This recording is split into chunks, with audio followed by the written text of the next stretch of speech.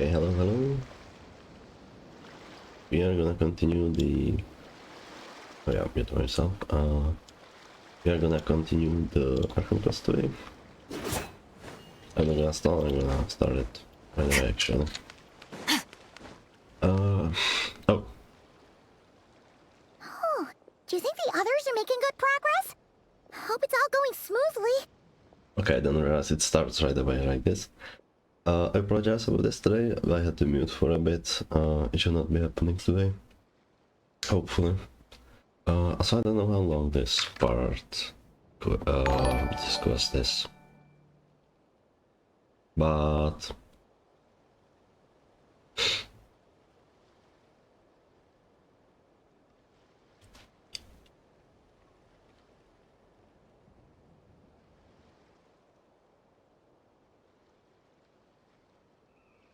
Okay, well, that was fast. Sorry. What the hell? Instant spam? Okay, all good. I forgot what I was saying.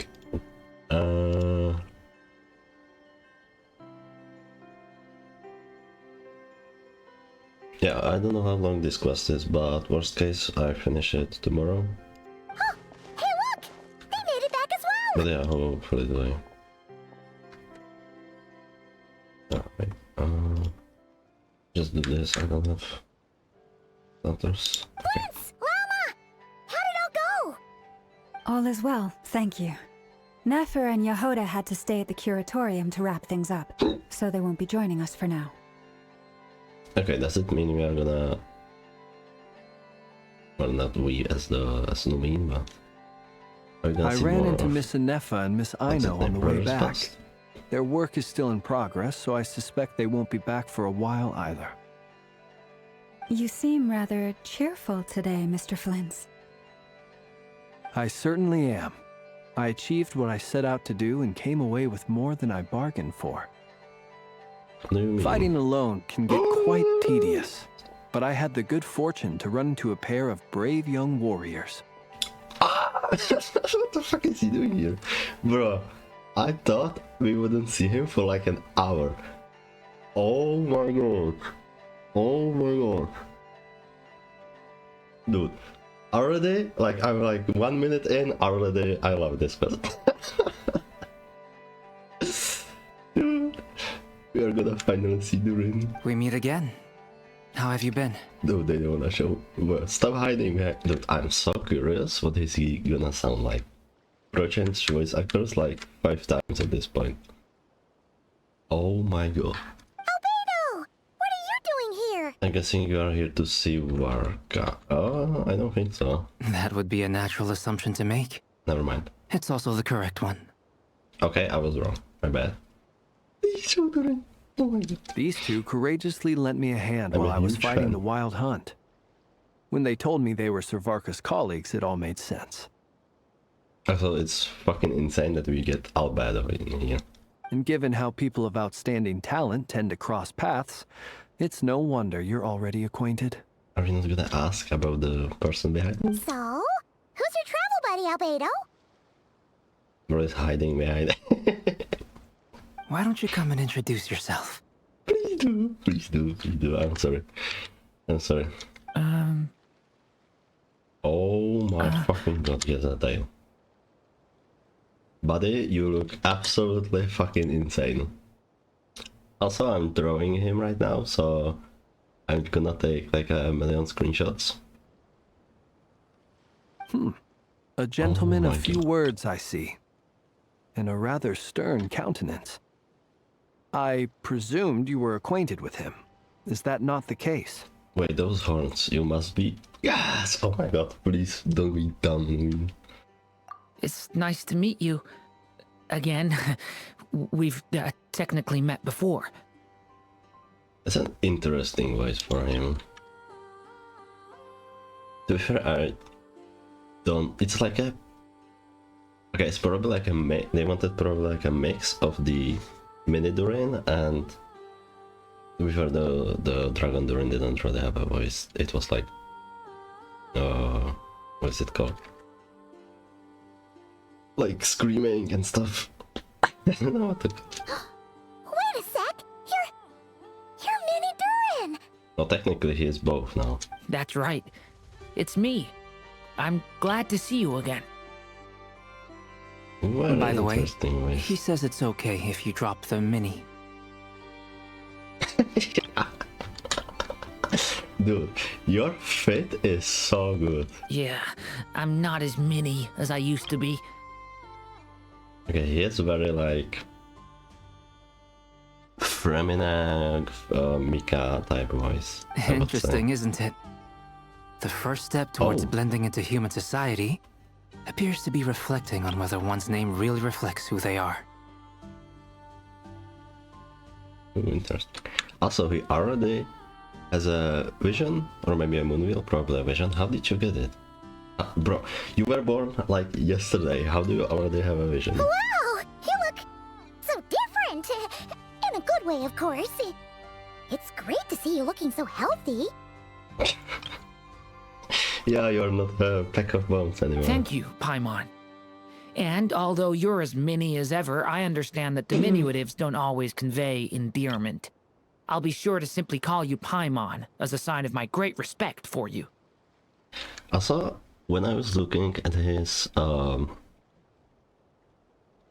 at him when during the trailer, he had like some black spots on the ears. I was so confused what it is, and I still am confused what these are.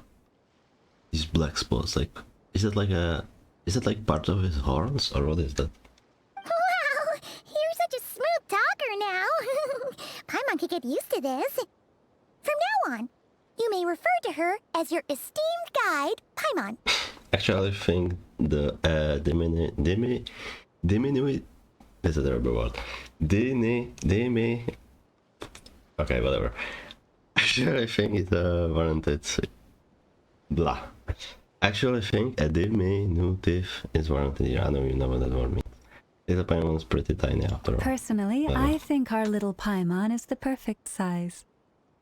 When Okay. people call her Little Paimon, it's just because she's so adorable that they can't help themselves. If that's not a sign of endearment, what is? Okay. You're absolutely right, Miss Lauma. My brother still has a long road ahead of him when it comes to understanding human relationships. He called him a brother. He didn't do that before. With the big one. Anyway, speaking of long journeys, didn't Columbina, leave with you? How come she isn't back yet? Oh yeah, good question. She's been catching up with old friends. Wouldn't be surprised if she stopped for a cup of tea or 10 on the way back. Uh-oh. Oh. People are talking about me. Hope it's nothing negative. So this is this is like actually insane set of characters. Seems like she's in much better spirits after meeting her old colleague. Judging from your expressions, I'm guessing it all went well? It's getting crowded here. I'll go grab some chairs. But you don't just go inside. No I need. think. This is a job for an alchemist. I'll whip some up momentarily. Girl, what? Thank you for your hospitality, ladies and gentlemen, but I was merely escorting my friends back. I'll be meeting Zendrone shortly, as we still have some things to discuss. It's been a pleasure, everyone. But this is where I'll say goodbye. Okay. We really appreciate your help. Thanks for standing by us. Oh, come on. Spare the formalities.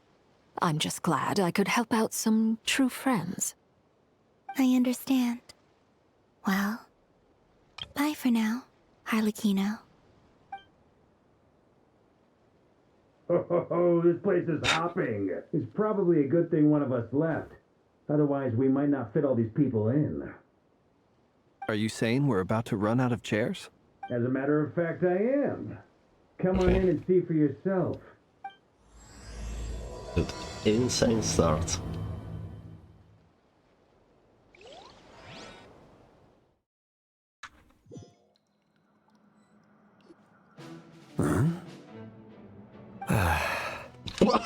Okay, bro. What the fuck is this quest? Like, actually? What the actual fuck is this quest, bro? We are like 5 minutes in. How long? Wait. 10 minutes in. We're 10 fucking minutes in. What the actual fuck, bro? I'm sorry. I overheard your little chit-chat outside, by the way. With Miss Columbina's colleague gone, we should be back to the original crew plus the other colleagues I brought in. Dude, this is actually insane setup. What the fuck? I wonder if Dorian would say something actually about Arlecchino's eyes. Though, it looks like we have another new face. This is Someone else another- managed to rope in a colleague too? Sorry, he's probably here for us. Also, this is the first time we see Dainsleif crossing a body of water. He didn't go to Inazuma, he wasn't in Fontaine. But he is in Krai, and obviously I think it's forever. Frankly, you and Paimon are the only people I know here. Oh, really? Oh, I mean, oh, he probably means, like, in person. This here is Dainsleif, colleague of Tibet's greatest guide, Paimon, and greatest adventurer, the Traveler. Well, not exactly colleagues, more sort of friends. Uh-huh. When someone else jumps in to do the announcing, you know you're speaking to someone important. Okay. Let's hear what he has to say. Note to self. Once Paimon knows your name, the rest of the world will soon follow. Well, you're not wrong. When he comes looking for us, it's usually something important. Paimon's guessing you've heard about the Wild Hunt then. And rather, From the looks of it, you're about to hold a meeting. If I were to say that the Wild Hunt is our mutual enemy, would that earn me a seat at the table? sorry, I'm gonna take As the screenshots. saying goes, the enemy of my enemy is my friend. Mr. Dainsleif, there's a seat with your name on it. Though, I can't promise the same for everyone else. Hey, Albedo, think you can rustle up a couple more chairs? Wait, what is he gonna do? After all this time apart, Grandmaster Varka's first order is to rustle up a couple more chairs. I've missed this. Also, I'm so happy he's voiced. Is he being sarcastic? Oh, I think Hey, kinda. he's your brother. Why are you asking us? I've still got a lot to learn about the nuances of human conversation. Trying to decipher Albedo's way of speaking has been like jumping in at the deep end. Oh, can't blame you. Oh, good point. Paimon gets you now. Don't sweat it. There are people who go their whole lives without getting the hang of it. You're ahead of the game already. Look at you, Paimon, expert in the art of encouragement. I'm crying. I wonder what's taking Nefer so long. Perhaps you should go and check in with her. Oh, If they are- anyone can hurry her along, it's you. Oh, they are probably still looking at the radar spots. I just got back from the curatorium. Besides, aren't you curious to see what's taking her so long? Miss Nefer doesn't strike me as the type to share secrets. And since gathering intel is her specialty, I'm guessing she'd prefer to keep her methods confidential. Under such circumstances, would it not be tactless for me to impose?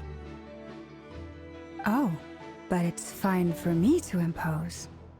What can I say? You have an unrivaled ability to garner people's affection, Miss Moonchanter. Besides, you have far more in common with her than I do. All right then.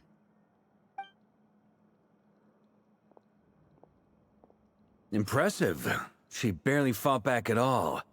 I admire your powers of persuasion, my friend.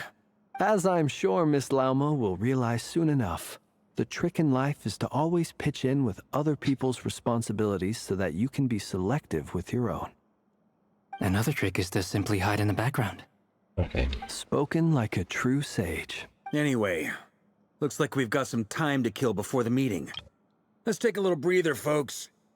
And feel free to chat amongst yourselves. We'll get Oh. down to business once the other two arrive. Oh. Wait, can I? Okay, this is insane trial by the States live here. Where States live? Oh, Israel, okay.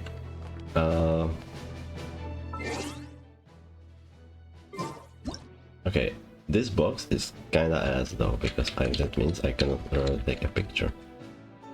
How do I do this? Wait, no.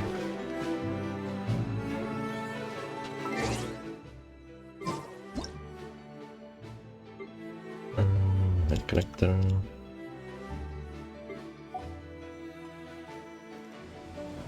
I'm just gonna do like they live in background is fucking insane. Yeah, I cannot really. You know what? This works. It's okay. And I also wanna take a picture of Durin himself. Should put Charlotte in the team What's the actually. news?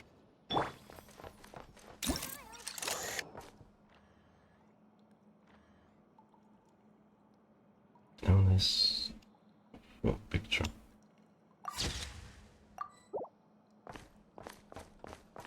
Also, he has a tail. That's so nice. And wings. And fucking wings. Oh, I'm gonna go. It's okay about this. Oh, he has like a... Okay, you can't really see it because it's going into the box, but he has like a... It's like a mini heart on his tail. What are you talking about? You're both awfully quiet. Why don't I start us off with an icebreaker? Much obliged. Have either of you ever had your portrait painted? If not, I'd be glad to help. That sounds like a lovely idea. You know how to paint, then? I dabble occasionally. He's an excellent painter. Tables, chairs, people, dragons, you name it. He'll paint it for you. I'm flattered. If I ever get the chance, I'd like to give it a try myself. Dude, it's insane that these two are even I'll bear that in talking mind. to me. Anyway, how about you, Durin? What sort of portrait would you prefer? Oh, I'd be fine with anything. Whatever style feels best to you. Very well. Then I'll play it by ear. You can replicate any style I want? I can try. If you show me a sample, I'll do my best to match it. Thank you. In that case, I'll dig up some reference material for you. Okay.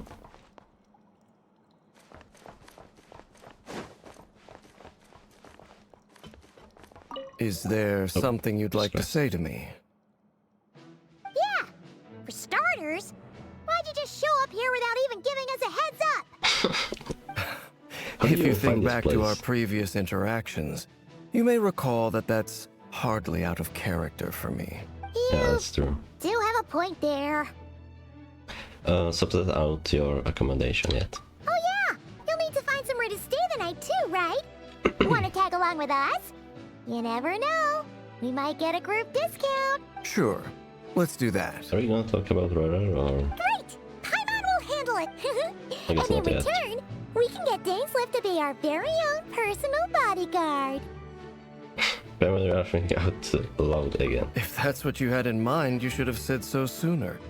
I'd be happy to help. Oh, okay then. Paimon was only kidding, but good to know. Anyway, since we're all here together, we might as well watch each other's backs. That's just what friends do, right? Indeed. Thank you. Oh. Hey, what's this? Check. There are some handwritten messages on the whiteboard. I took the time to do a few sketches that represent the stuffing for different units. The art's pretty good, huh? Bet you'll like it. Mika always used to say I had talent to make it big. These seem to have been written by Varka. Another message appears after these lines written in a different hand. Your creative work has, by the testimony of our fellow knights, proved excellent food for thought, Grandmaster Varka. I have looked through it carefully, and I suspect this is because your work is novel, yet your technique remains slightly unpolished. This is only natural, of course. After all, you have never received any formal education in art. In accordance with requests I have received, I shall complete a few new paintings to serve as mementos for everyone. Okay, that's probably Albedo typing this. P.S. Please understand that the Grandmaster almost always has his hands full defending others. That his artistic capabilities are developed, as this is a testament to the time he has spent alongside Spark Knight Klee. I was playing with Klee? Wait. Wait, sorry,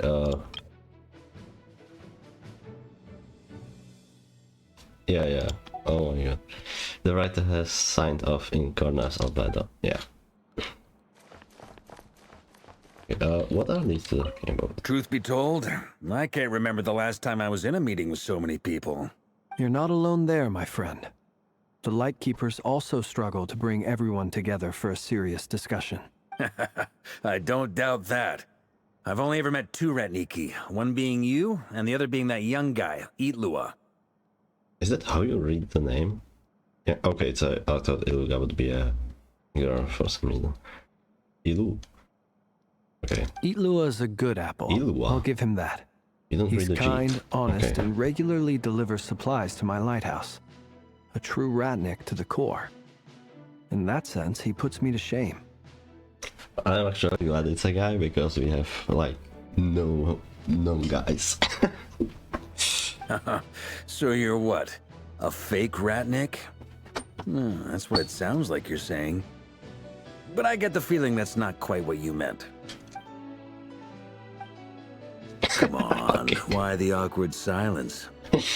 Okay, the guys Sorry. are... I'm not even gonna bother trying to hide it. You've known all along, haven't you, my friend? Okay.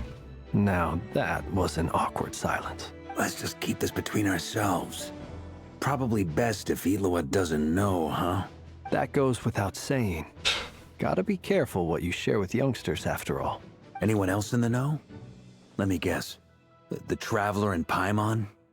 Hello, we are right here, we are listening. It's dangerous being too sharp for one's own good, you know. Then, in the name of the Animo Archon Barbados himself, I swear your secret's safe with me.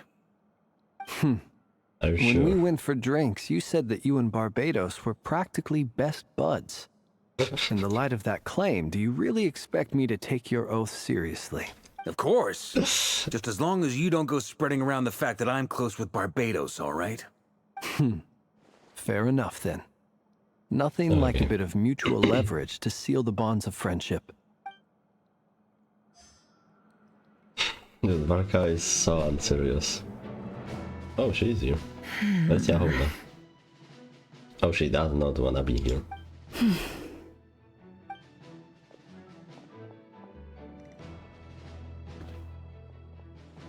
Ah, Miss Nefer. You made it after all. But what about Yehoda? I'm Yeah. here to give you an update on how things are going on our end.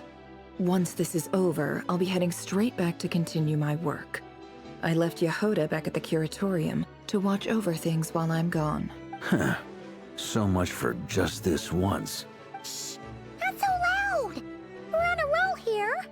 What if she remembers and suddenly decides to back out? Did you say something, Mr. Varka? Huh? I didn't say anything. Right, Flints? Must have been a frog. They get so noisy around here at nighttime. It's like they're putting on a concert in the background. Anyway, before we begin, there's a few introductions to make. Let me start by saying that it's an honor to be speaking before so many distinguished colleagues and collaborators. First up, we have Miss Lauma. As Moon Chanter, she's the leader of the Frost Moon Scions, a local religious community in Krai. Then there's Miss Nefer. boss of the Curatorium of Secrets, and intel gatherer extraordinaire. Nefer is leading the investigation into Rerer's background, assisted by Yehoda and Lauma. From the little I've heard, they're making some great progress. Over here, we have Mr. Flintz, a ratnik and guardian of the abandoned lighthouse. In our last operation, he courageously distracted the Wild Hunt to buy time for the rest of us. For those of you who've never met, this is Mr. Albedo, a renowned alchemist and captain of the Knights of Favonius investigation team. By his side is a new face for us all, myself included. Mr. Durin, who has come to lend his aid.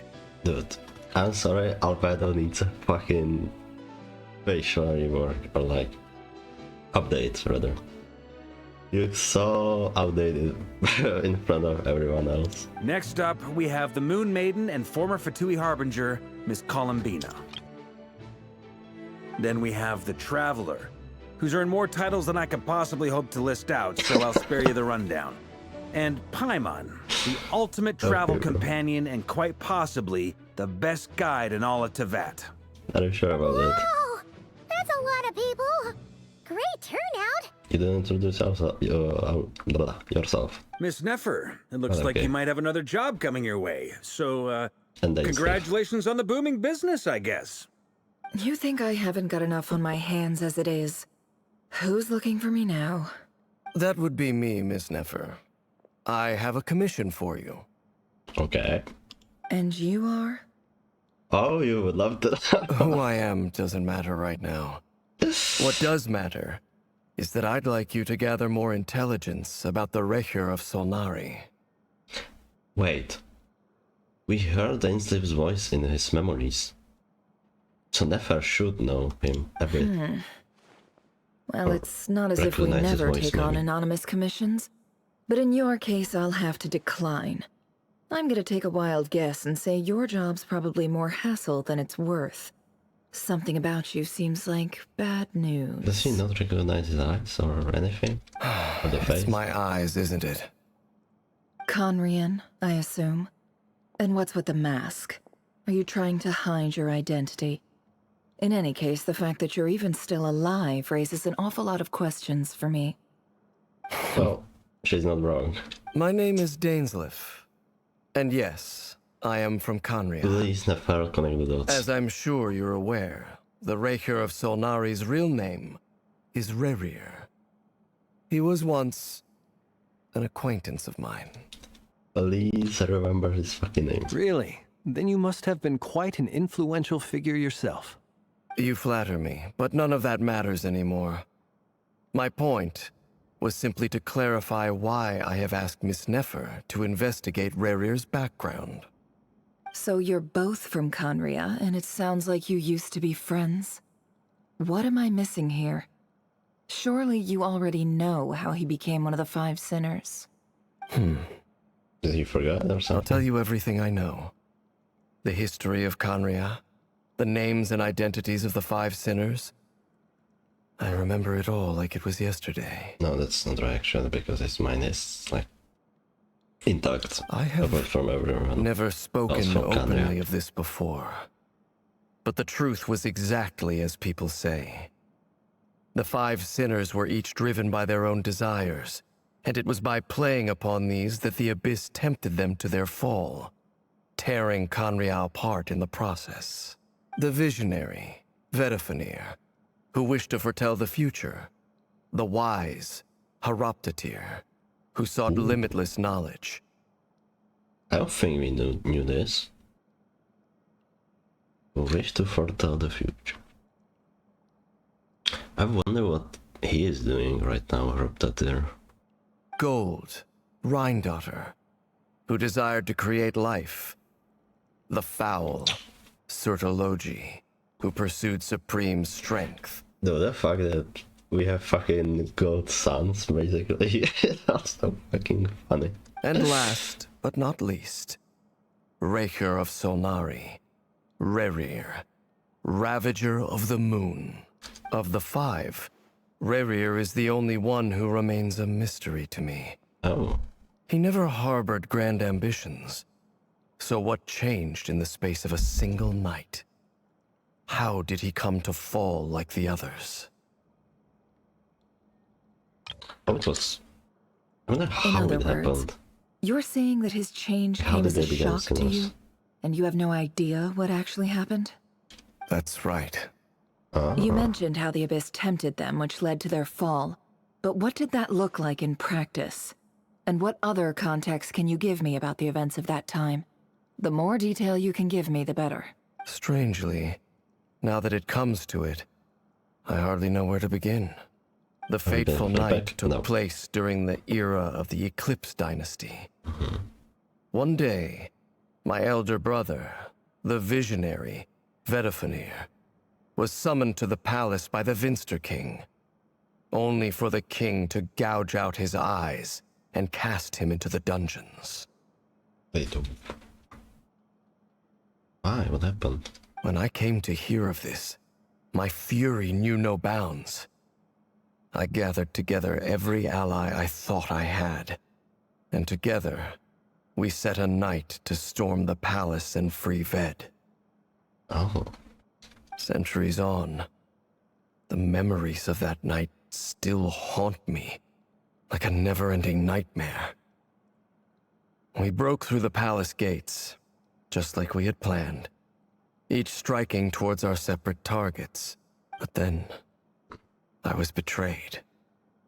Even Vedifenir, the very person I had come to rescue, abandoned me and partook of the Abyss's power.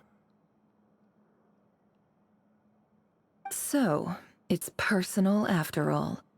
Then tell me, Mr. Dainsleif, what price are you willing to pay? Okay, see, we You didn't of all really, people must know that nothing comes for free. didn't really explain what really happened. I cannot say what price would be worthy of such a commission. But know this. Rerir was not always a madman. Believe it or not, there was a time when he was just an ordinary man, working for the Conrian Intelligence Service. Maybe Vedifenir maybe started like using the abyss or something, and the king put him in the dungeons, and I don't know, he corrupted everyone else apart from Dainsleif when they rescued him or something. I don't know. Uncovering the Don't truth of explain it Rerir's too well, past actually. is the only really way to helpful. unravel this mystery. It's very vague. But before you decide if you will accept my commission, I will tell you more about him. Enough, I hope, to help you plan your next move. Sounds pretty good to me. Feels like we just flagged down a random passerby, only to discover he's actually a master strategist who has a score to settle with our enemy. What's all that good karma I have been building? Who knew having a Canrian friend would come in this handy? Can I borrow your halo? It could be useful in the lighthouse. Halo? Hey, enough with the wisecracks! Besides, Does he mean isn't that this? lamp of yours bright enough already? Relax. It was meant to be a compliment. If that was a little over the top for your liking, I'll make sure to tone it down next time. I'll give your proposal some serious thought, Mr. Dainsleif. Let's speak in private once the meeting is over. Before that, Oh my god. there's a few things I'd like to share. You mean you speaking kinda jump scare? You recount meeting the knave and how the innocent moon marrow was retrieved from the crimson moon space. You make it clear that the knave chose to help you of her own accord, then conclude by reporting how the hearts of three moons are finally in your hands. Now that we've united the hearts of the three moons, your power should be greatly enhanced. But it seems like that hasn't happened yet. I believe it will take a little longer. You've done so much for me, so I want to be completely honest with you all. Even though I'm doing a lot better now, the truth is, my recovery will likely be an ongoing process. From the moment I was born, my power has been slowly ebbing away. And that is because Tevat has never accepted me. even with the moons united as one, it seems my rejection cannot be undone. So far, I have yet to find a solution. It may turn out to be a problem that will plague me until the day I finally leave this place behind. Wait 1 second.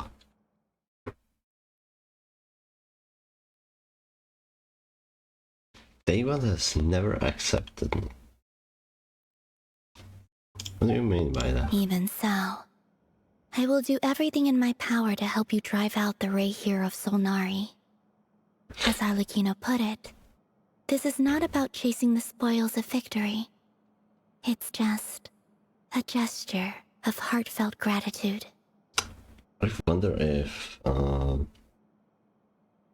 Ermin's soul is affecting her at all, or even have records about her. Kutar. When she says that David never accepted her. She seems a lot more energetic and positive than she did when we first met. Defeating the Ray sure. here of Solnari will be no easy task. While my strength slowly recovers, we'll also need to gather more intel. Naturally. We should take all the help we can get if we hope to defeat him. We've considered several viable plans now, but our choice hinges on the answers to a few key questions. Is it even possible to kill Rayrir? What experiences shaped the person or monster he became? And what's he really after? Given Albedo's expertise in alchemy, I think we should leave him to try and answer the first of these questions. Understood. As for the other two, I'm afraid we'll have to count on you again, Miss Nefer. Believe me when I say it's not my wish to burden you. But right now, relying on your skills is our only option. So you're placing all your hopes on me, huh? We can't thank you enough for agreeing to help us. Honestly, I can hardly believe how lucky we are. You sure have a talent for changing your tune, Miss Moonchanter. Timid like Yehoda one moment, then flinches insincere flattery the next. Ladies, please. I must object to your portrayal of me. That's all. Feel free to keep bickering. Just pretend I'm not here. I almost don't want to leave this room. I'm curious to see how this plays out. I have faith in you, Miss Nefer. Something tells me you'll stand by us until the very end. Oh? And what makes you so sure of that? What if I suddenly decide that my compensation is insufficient? I feel like she's, like, so dumb about this. This isn't about the money. I can sense that you've got a deep-seated distaste for Rayrir.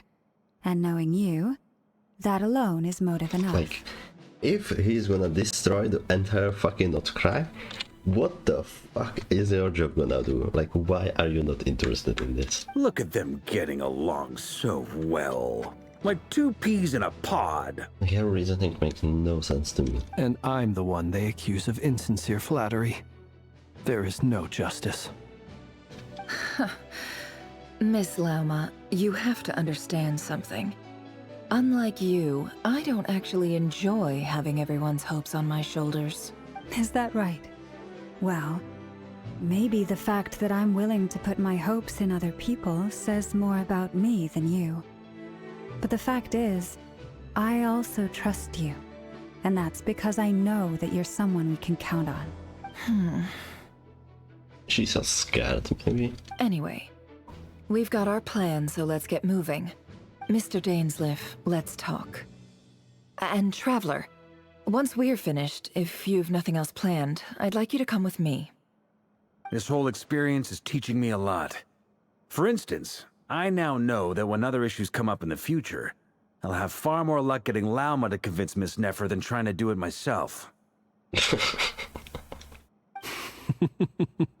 Hate to say it, friend, but that's one of the funniest things I've heard in a while.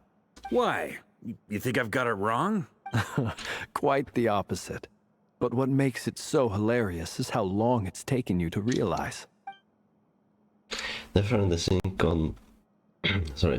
Dainsleif converse intently for quite some time. From the gravity of their expression, you can tell how heavily the next stage of the plan weighs upon them both. After a short chat, Albedo and Durin head off with Warka on what they describe as a sample finding mission. What is that? Lama steps out for a while, then comes back loaded up with emergency medicine. She tells you that while people rarely expect to get her, it's her duty to be ready when they do. Okay, then Paimon wait patiently for Nefer, to see how well everyone is working together. Once Nefer finishes, you will follow her and Lama back to the Corritorium. Okay, I assume this, now we are gonna learn more about Rera's past.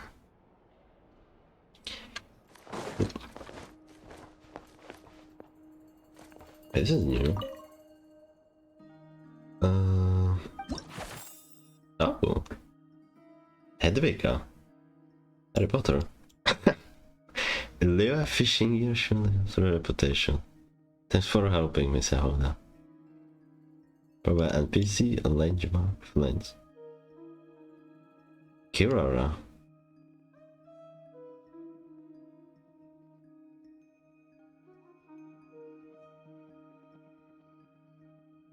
Oh. Okay, that's cool. Where exactly am I going? Oh, we are going back to the special room. Okay, yeah, okay. Thank you for waiting. Where she's you? That's okay. We actually used the time to help Dainsleif get a room at the hotel. That's very considerate of you. Now, I trust you share my curiosity about Rerir's past, and you seem fairly familiar with Mr. Dainsleif already. That's right, we have known each other for quite some time now, yeah. We spoke at some length after the meeting. He was the one who suggested I should invite you to join this operation. He feels confident that these secrets will be safe with you. Dane has a lot of faith in us, that's for sure. Thanks for your trust too, Nefer. Likewise. I appreciate that you got right on board without interrogating me about why I invited you. It shows that you trust me to explain everything in due course. That's because we know what you're capable of. We appreciate you too, Nefer. You might have been forced to help in the beginning, but this time, it was your choice. That's one way to put it. Another is this, that once a decision's been made, it's set in stone. After that, my only goal is to see it through. Alright, so here's how it is. I'm going to access Rerir's thoughts again using my confidential method. Now, I'm sure you've seen things like this before on your travels, so you're surely well aware of how dangerous it can be. We actually haven't been here with them last time. The reason I've gathered you all here is to ensure my safety during the proceedings. I plan for us to enter the fragment of his consciousness together, and once inside, I will focus on searching for information. Okay. Also, I need to go to the bathroom, so I will be right back.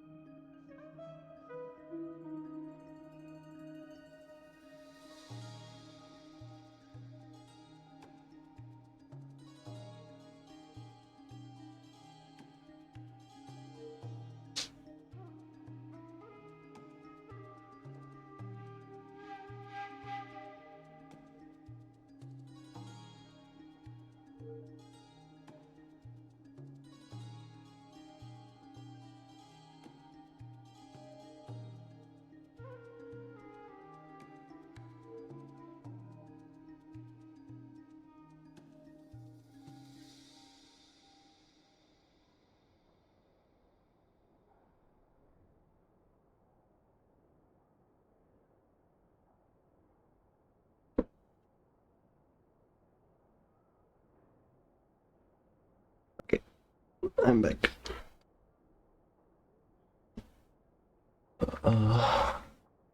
Just putting on my headphones. Think of this as a diving expedition into someone's brain.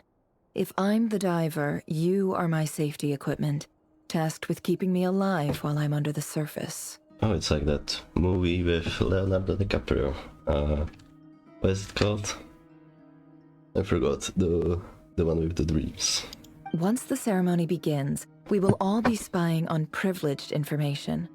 But in the interests of safety, you must remain absolutely silent at all times. We will discuss our observations after the ceremony has concluded. Lastly, any individuals of a weaker constitution are advised not to partake in the ceremony. In any case, Paimon has her own job to do, which requires staying in the room but not joining the ceremony. She's gonna be so bored. Nefer conspicuously left out the detail of her confidential method. I guess her brain diving techniques are a trade secret. Well, good luck, everyone. Sounds like all Paimon can do is cross her fingers and root for you guys. There's a little more to it than that. I was being serious when I said you have a job to do.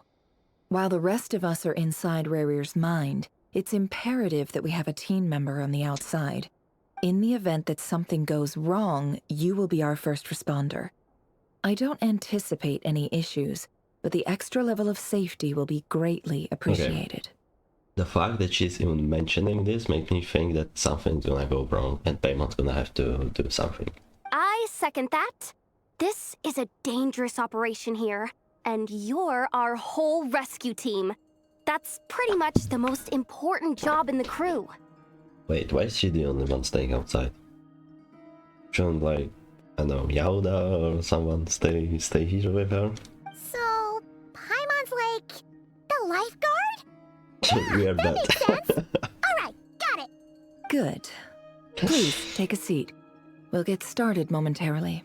You don't even tell her what to do if something goes wrong. Like, what is she supposed to do? Shake us until we wake up or whatever. Did Mr. Dainsleif tell you anything else? He told me that he believes Rarir kept some big secrets in his life. He's not sure that they were the cause of his eventual downfall, but he's asked me to uncover what those secrets were all the same. But surely you're not planning to go through with this, no matter the cost. If you think that, you'd be overestimating me. I'm a businesswoman, not a mercenary. But I do have my own professional reasons for taking this job. You think I'd turn down the opportunity to get a first-hand glimpse into Conrian history? No chance. Wait, so she always wanted to do this. Then why was she so stubborn? Well, as long as you don't let morbid curiosity Yeah, get in the way of blah, blah, blah. safety concerns, we're good. We'll do whatever we can to help you. Oh well. You're such a killjoy. She's got incense candles, almost feel like summoning ritual. Seems like Nefer has no intention of sharing her trade secrets, but now it's not exactly the moment to brag. What's Yahoo doing? I see there's a chess set on the table. Could that have something to do with her intel gathering method? Alright, I'm good to go. All set over here too. I'm ready as well. Promise, Paimon, you'll be extra careful. Pinky promise. All right. Let your whole body relax. We're about to begin. I still don't understand. Sorry, I really don't understand how she does this. Close your eyes. Wow, I'm rarer now. That's crazy. Sorry. Phew. Could this be his office? Why is it Pretty still, standard setup. like, only Nefer? Bookshelves, paperwork, files. According to Dainsleif, Rarir used to be an intelligence operative. Chances are there's plenty of top secret intel stashed away in this room. Is this where you keep your secrets, Rarir? Can't say I'm not looking forward to this. Oh, I get to better. Sit beside the office table. Okay, obviously we are not gonna do that right away. A file tucked inside a folder. The title reads, Dear Breakfast Shop Owner. By the way, why are there... like, it looks like books, but they are made out of stone. It's a list of names, but at this stage I have no idea who any of them even are.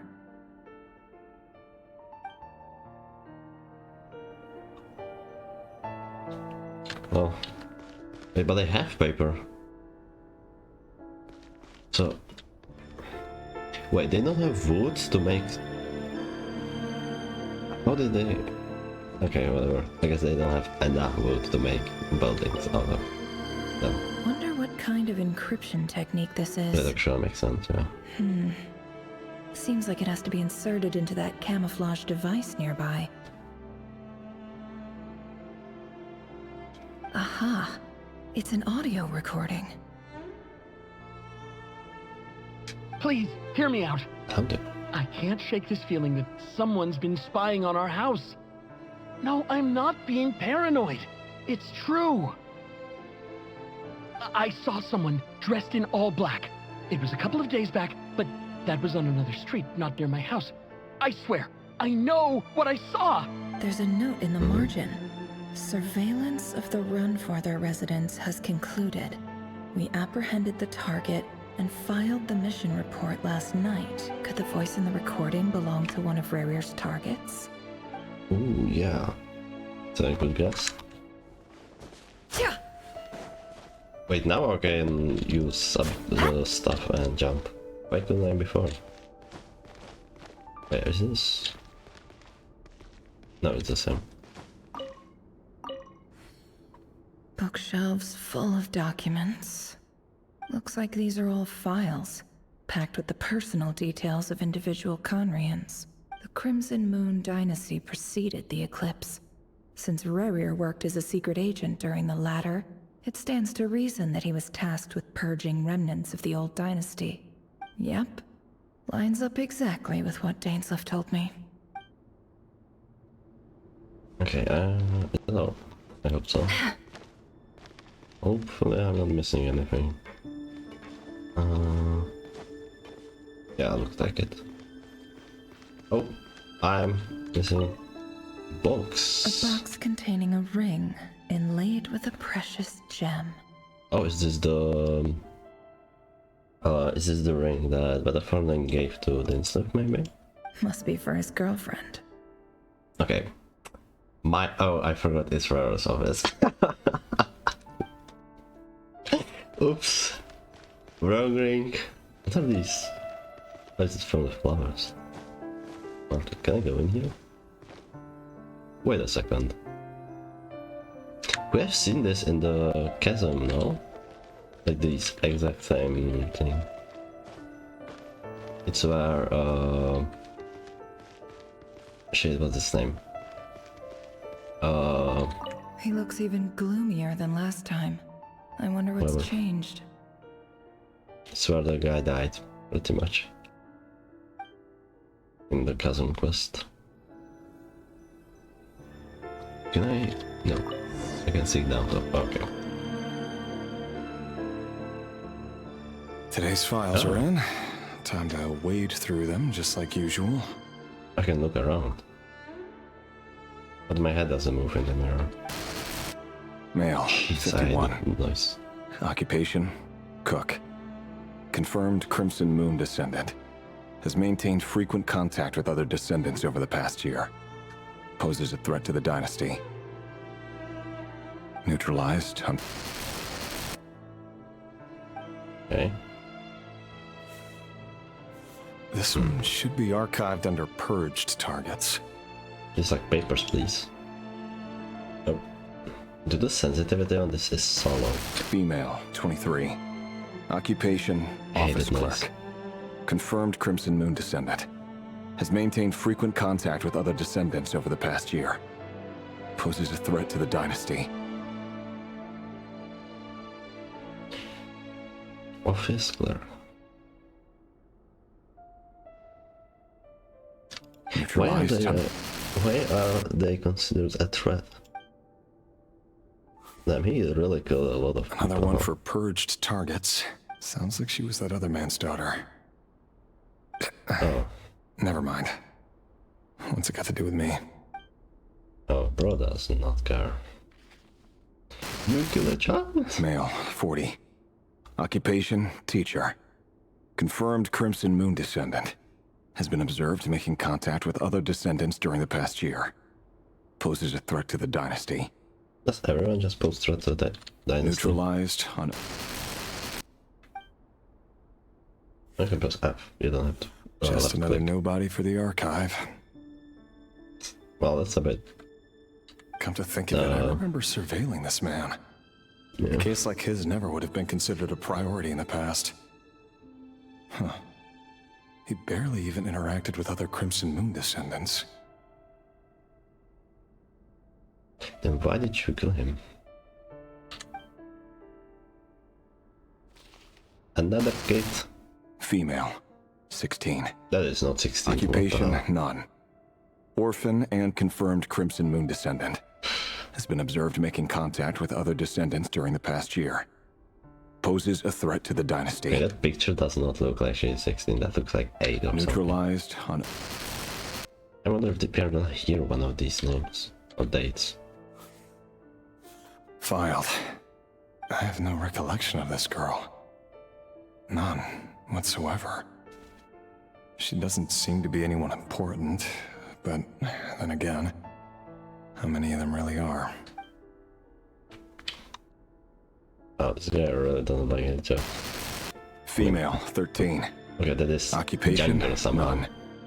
Orphan and confirmed Crimson Moon descendant. Has been observed making contact with other descendants during the past year. Poses a threat to the dynasty. Neutralized and... Okay, all of these are the same so far. Filed. That's a lot of papers. Male, 11. Occupation, none. Orphan and confirmed Crimson Moon descendant. Has not been observed making any contact with other descendants during the past year. Poses a threat to the dynasty. Mirror hasn't changed. Neutralized and...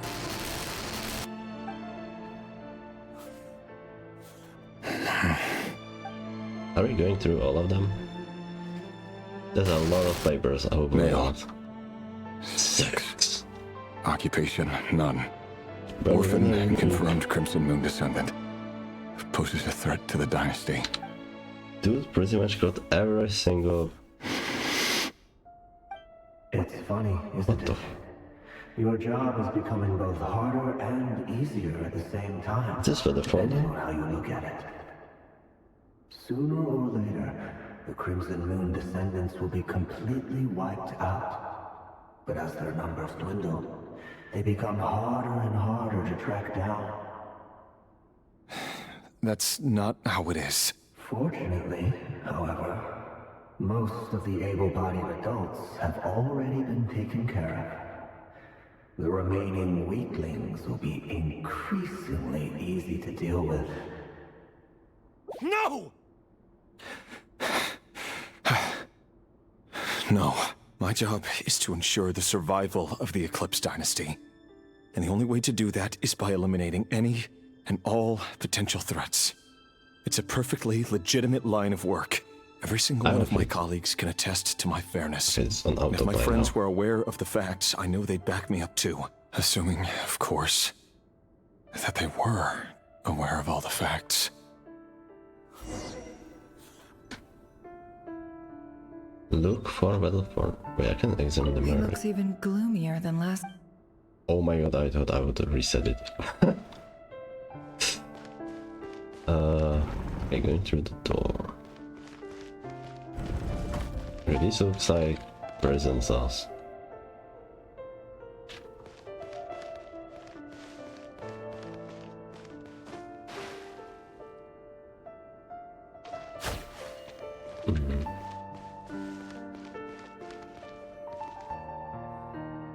Mr. Vedifalnir?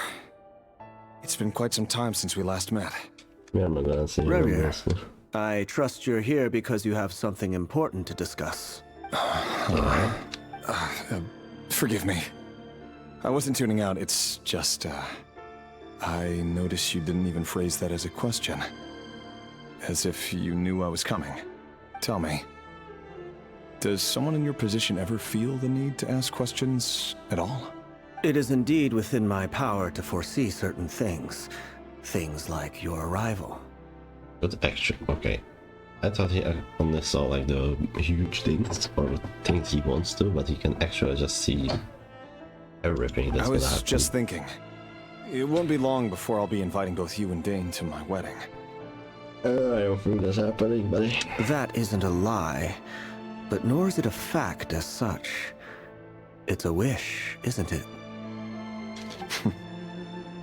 No fooling a prophet, is there? Ever since that day we met for drinks, I knew it was only a matter of time before you came looking for me.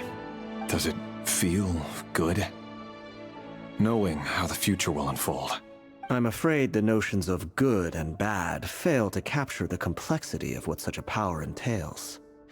Once you've seen what will come to pass, it can be all too easy to succumb to fear and melancholy. Unless, of course, you learn to abandon these feelings. You fear my silence, and long to hear the words I left unspoken that day. That's right. You must have noticed my reluctance to broach the subject. And the reason is simple. Because the truth could never have lived up to your hopes. For both our sakes, such words are better left unsaid. The burden of prophecy was never meant for your shoulders. So who exactly do you deem worthy to hear your prophecies? None but our exalted king? Or rather, our king as he once was. As he once was. You're closer to his majesty than I am. You must know better than anyone how much he's changed. You say that as though it is to my benefit. Yet precisely because of that, I dare not speak rashly.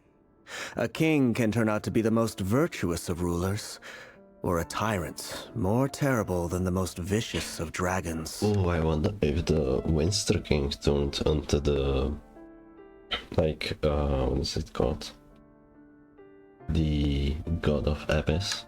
Or maybe that was already, I think, at this time. Not sure. You are so wise and far-sighted, yet still you would have me live in fear of the unknown?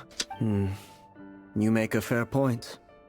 Especially given my silence alone was all it took to send you spiraling downwards. Very well then. Let me offer you some advice. And I say this not as a prophet or a visionary, but simply as the brother of your friend. For many reasons, there is very little chance of your marriage ending in happiness. If happiness is what you seek, you should find another fiancé. Okay, I don't think you should tell this to someone. That is not gonna be... Hold on. There's that same black fog again. Okay, what is that? Could this memory belong to Thelindis? I wonder Guess if... I'd better tread carefully. Okay, I wonder if Thelindis and Rara like merged somehow, and that's why we see these green fox, you know. Maybe further.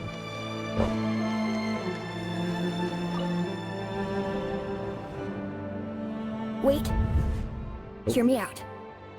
This time we finally got a clear look at his face and learned his true identity. Okay.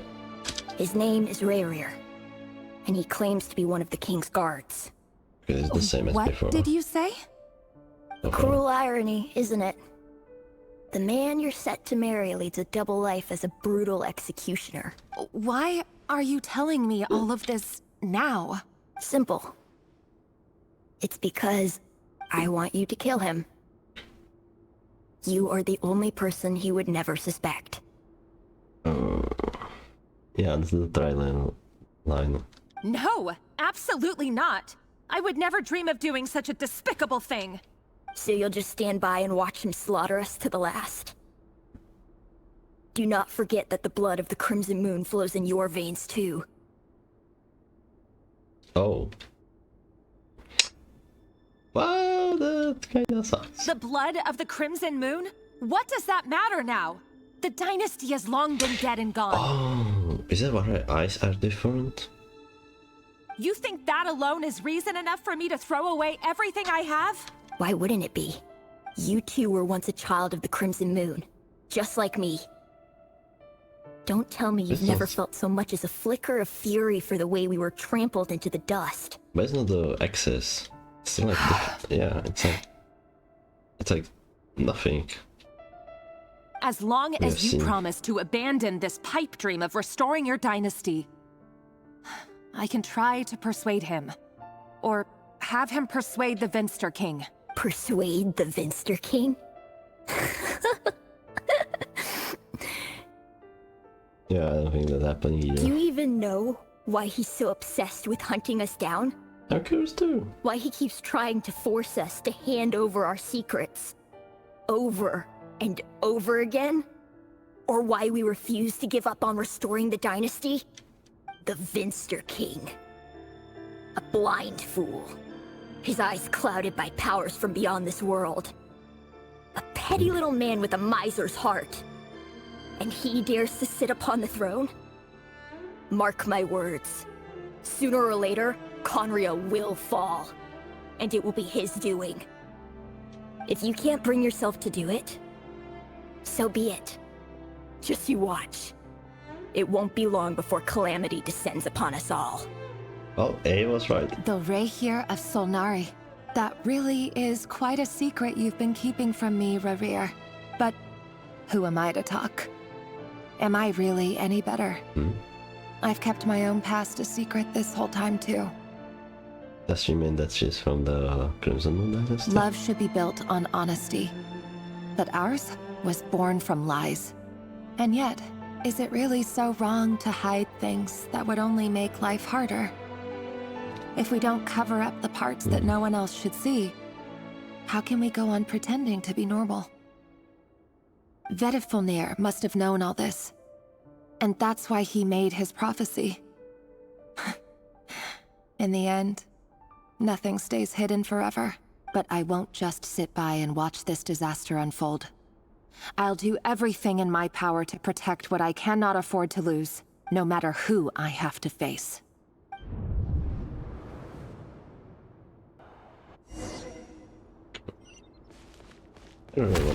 Huh?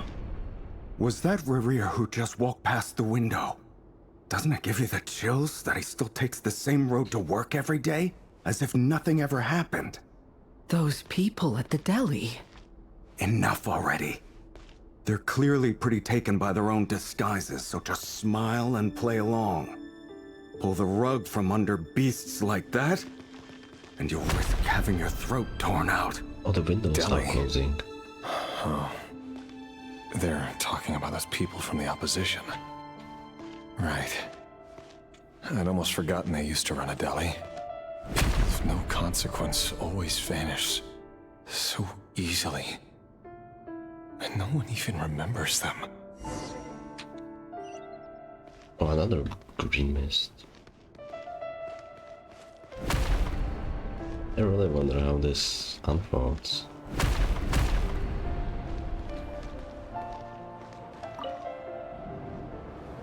But surely you can see he's not the man he pretends to be.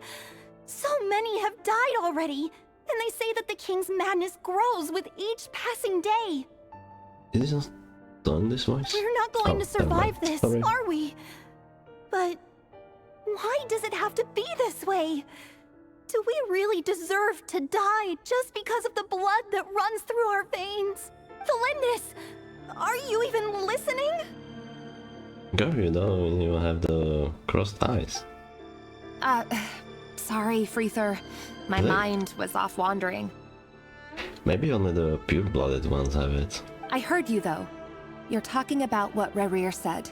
He's just following the king's orders. He's a secret agent, and it's his job to hunt down rebels and dissidents.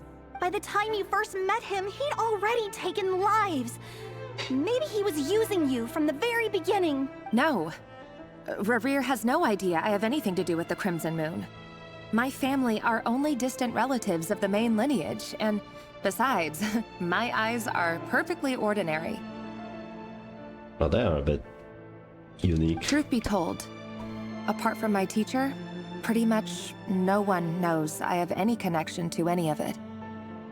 It's been a long time since my family severed ties. But as Orlog said, who could possibly talk sense into that raving lunatic of a king? No one. Orlog. Oh, it's the kid. I'll work something out. Trust me, I'm with you all. But for now, you need to keep yourselves hidden. Don't let anyone find you, anyone at all. Don't forget that Rerir is an Eclipse operative. You need to be extra careful when he's around. And when I am too. For now, don't come looking for me. And if anything happens to me, just act like we've never met. If even you can't escape this, what hope do the rest of us have? But after all this time together, surely he wouldn't lay a hand on you. I won't speak in his defense, nor can I give you a clear answer to that question. But I'll do everything I can to put an end to this. Here, hold on to this. If an opportunity to escape presents itself, take it. You'll be glad you took some spare change. You call that change? But what about you? I've got a job, and there's still money coming in. But you can't go anywhere right now. Please think about yourself for once.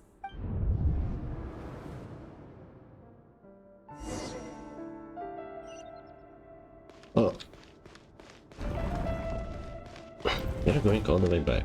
Also, oh, you're going to the other side. Oh, another day, another round of assassination training. Training ground is just beyond this hidden passageway. When you kill a person, doesn't it bother you when you end up covered in their blood? It shows. Why would it? Aren't we all just walking blood bags? But not everyone is accustomed to hunting down others like prey.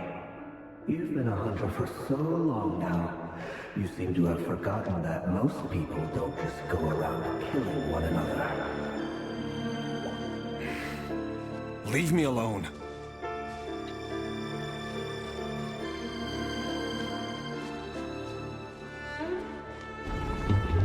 Oh my... It's dummies. It kinda looked like Hellish Worlds for a second.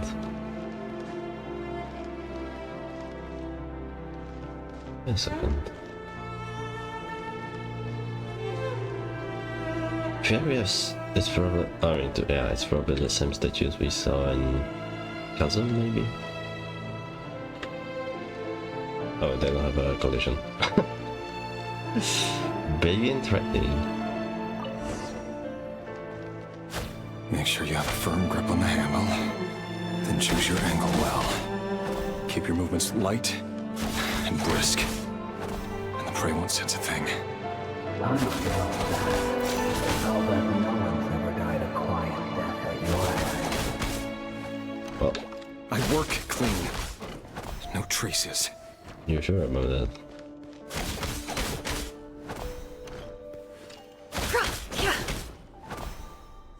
That doesn't make it open without sword, though.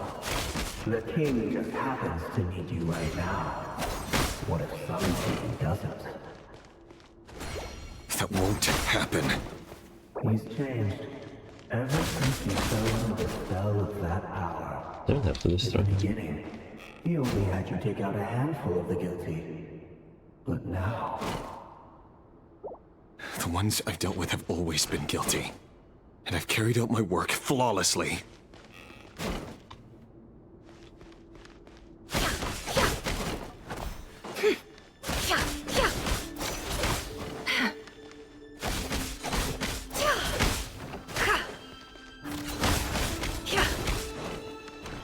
So what now? Can I just keep destroying the dummies? You know why Felinda didn't accept your proposal, don't you? Was it because she didn't trust you? Or something else? Enough! Oh. Girl, why are you stomping on him? There's a black mist in the There too. Wait.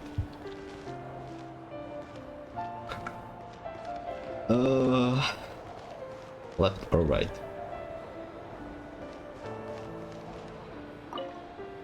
I mean, maybe it probably doesn't matter. Delindis, do you still remember Orlog? Orlog? Yeah. The boy who was pretending die? to sell flowers. You spoke for quite a while, didn't you? Did he kill him? Yes, we did. What about him? Oh, he died, didn't he? He was arrested 2 days ago. Never mind. Chances are he's already dead. Never mind. Okay, sorry. That sucks. He... I just don't get it! After everything he's done, why do you still stand by him? Or does it mean nothing to you that people keep dying? No, that's not... Just hear me out. I need to go now, Thelindis. They're looking for us. You take care too. If you ever need a place to hide, come find us. She really isn't doing anything, to be fair. Oh. I'm pretty sure it was not red before. Author Thelindis. Over the course of this week, the research object was subjected to interference for a total of 47 hours for experimental purposes. The results are as follows.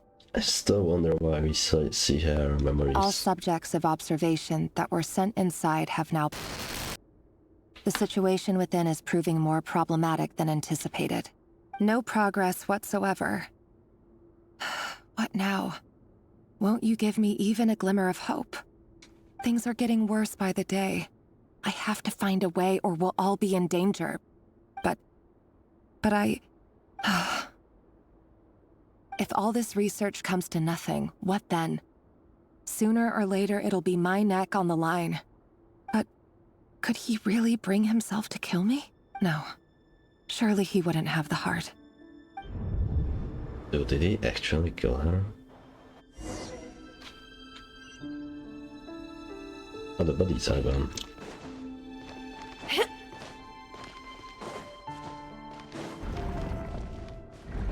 Oh my god.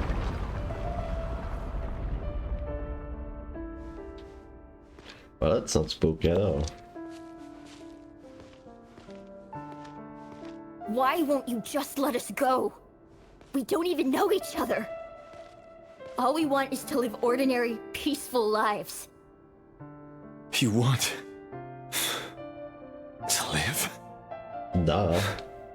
What kind of question is that?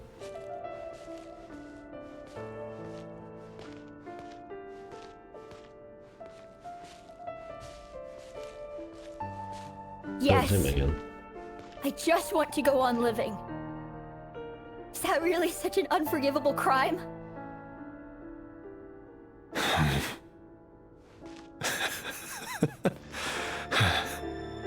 You want to go on living. I want to keep living too. To keep living forever. That's why I have no choice but to continue on the path I'm on. If only some savior would suddenly swoop down and change the way the world is. Too bad that's not going to happen. It's kinda nuts. Oh, there's no there.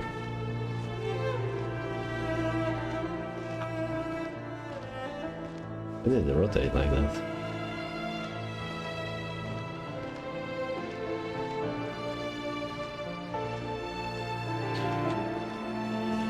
Imagine that.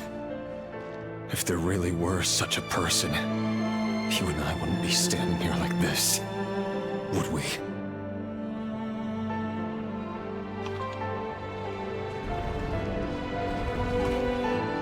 Okay, back to his office. Today's files are in. Time to wade through them just like usual. No, I don't get tired of it. It's my job. And not only am I lucky to have it, I'm good at it too.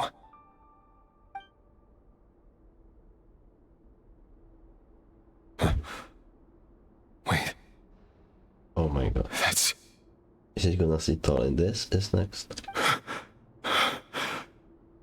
Thalindis? Oh my god.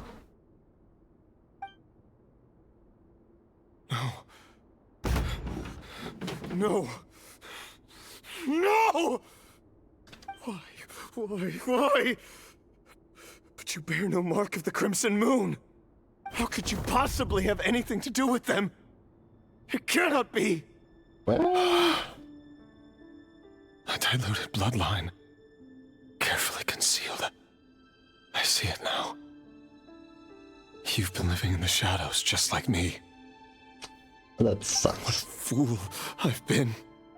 Numbing myself with talk of justice. Even imagining my friends would back me up. But in the end, Irminsul. Finster King! How far are you going to take this? From the direct bloodline to secondary offshoots? And then what? Why does he Today hate it's them the so descendants much? of the Crimson Moon. Who will it be tomorrow? Will you not rest until everyone down here is dead? No. This cannot go on. This is where it ends.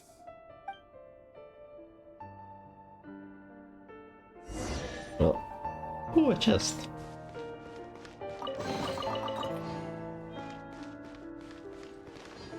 Can I?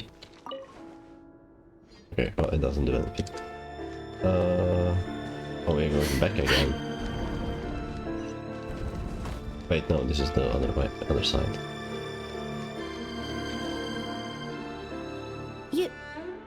You're really letting me go? Return her. I am. With the girl. As long as you can guarantee that no one will find you. Don't worry, I'll be extra careful. No one will know I was here, but what about you? Me? Wait, what? If you let me go, you won't be able to complete your mission, will you? Why are the options gone? For sound and lock. Good point. In that case, maybe you should stay. Maybe it's a bug. No, please! I just want to see the outside world again. To... Go on living? Yes. I know you're a man of your word. So please, just let me go. If I let you leave, what will become of me? Just kidding. Go, now. But remember, don't let anyone know you were caught. We'll be seeing each other again very soon if you do. Even shadows in the dark must live by a code. But you can't save everyone. You've been whispering in my ear for days now, Vedavulnir. What are you trying to do? Break me down? I only say this because you long for an answer to your problems. Let her go, Rerir, or you risk losing everything. I will not abandon Thalindis. Then you'll need a little more vigilance and a lot more power. The world is changing, Rerir. Keep your eyes peeled for your moment of opportunity. And that voice used to be so unclear. But now I know exactly whose it is. It's Vedavulnir. How is he gonna... He won't tell me how to actually resolve any of this, but he keeps trying to manipulate me like a puppet. What's his game here? Is he gonna, like, tell the king something about Vedavulnir and that's why he got locked up? Tell me then. What will this moment of opportunity look like? And... no answer. He's like a ghost. Always disturbing me when I'm on edge, but never answering when I need him most. So, the Eclipse Dynasty was purging, well, massacring the descendants of the Crimson Moon. And it seems like it was all connected to the Finster King's research. I don't know if I would call it The King's obsession with abyssal power left the future of Khaenri'ah hanging in the balance. No wonder every aspect of Rerir's life was so unstable. And it looks like this Thalindis, Rerir's would-be fiancée herself belonged to a sub-branch of the Crimson Moon Dynasty's descendants. It almost defies belief that a couple like them could hide the truth from each other for so long. If the Vinster King hadn't intervened in such a drastic way, they might have gone on deceiving each other for the rest of their lives. And why does Vedderfanir, Daneslif's older brother, keep talking in Rerir's head? This guy kept more secrets than I ever imagined. The human mind is like a vast desert of shifting sands. When you follow the flow of someone's memories, you only ever see the parts they're willing to let surface. Time for something a bit more creative. We've been inside Rerir's mind this whole time, building up a picture of his psyche. There's already enough clues on the board to start reading between the lines and mapping out the rest. Now, we can finally begin to put the pieces together. Sure, it'll only be a reconstruction, part simulation, part reasoning, but it's usually pretty accurate. Just still don't get what the Once heck we've is she built doing. up a cognitive profile, we just need to cross-check the logic behind his actions. And then we'll be able to take a sneak peek at whatever it is that Rerir has really been hiding. Okay. And something gonna go wrong, I'm sure of it. Oh, this part. Is God gonna talk?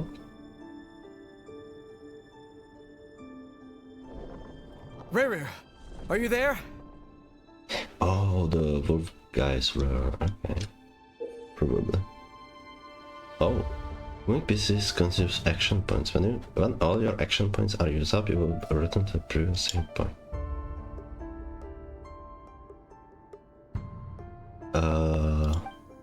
Okay.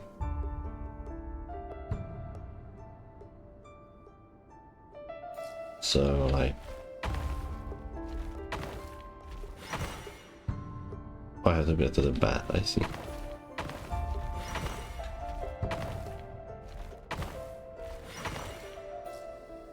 Hey, Rerir! Come out, it's urgent! Dane? What's wrong? Interesting. Quick, come with me. I'll explain everything once we've met up with the others. Okay. I'll come. But the Lindis is still over at the Universitas. I'll need to leave her a note. All right then, but make it quick. I've never seen Dane so worked up before. Whatever this is, it must be big trouble. That's probably just the weather for now, being locked up in the dungeon.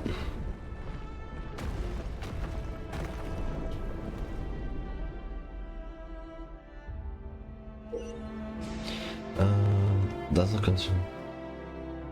Okay. It.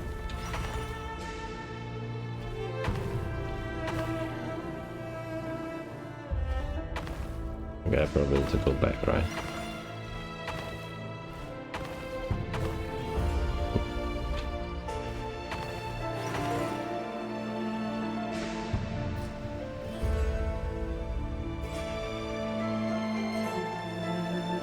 Oh, the salt is Professor Taloji Well, this is a nice change, meeting you all at this hour.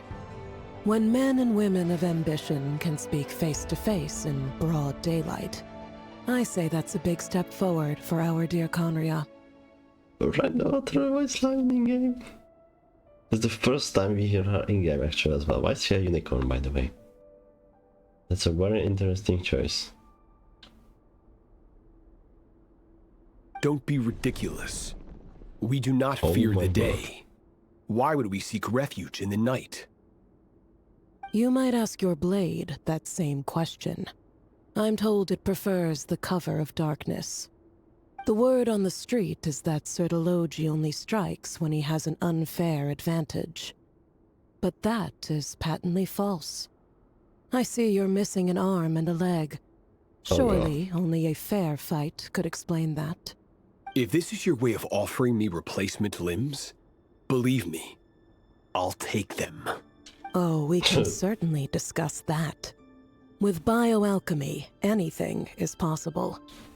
Assuming I have your full support in my research. Did her granddaughter taught him how to replace his limbs with the MS, maybe?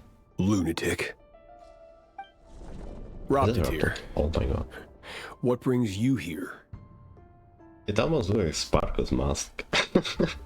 Why, Dainsleif, of course. He invited me. Wait, this is the first time we actually hear him now? Why, Dainsleif, of course. He invited me. Please, cast aside your apprehensions, Miss Rhindaughter. Whatever the rumors may say, I am but a humble servant of the king, and I can assure you he affords me no greater convenience than he does you. Okay, so officially every sinner has a voice now. Well, the Universitas That's Magistrorum sick. won't stop fawning over you. So at least some of the rumors must be true.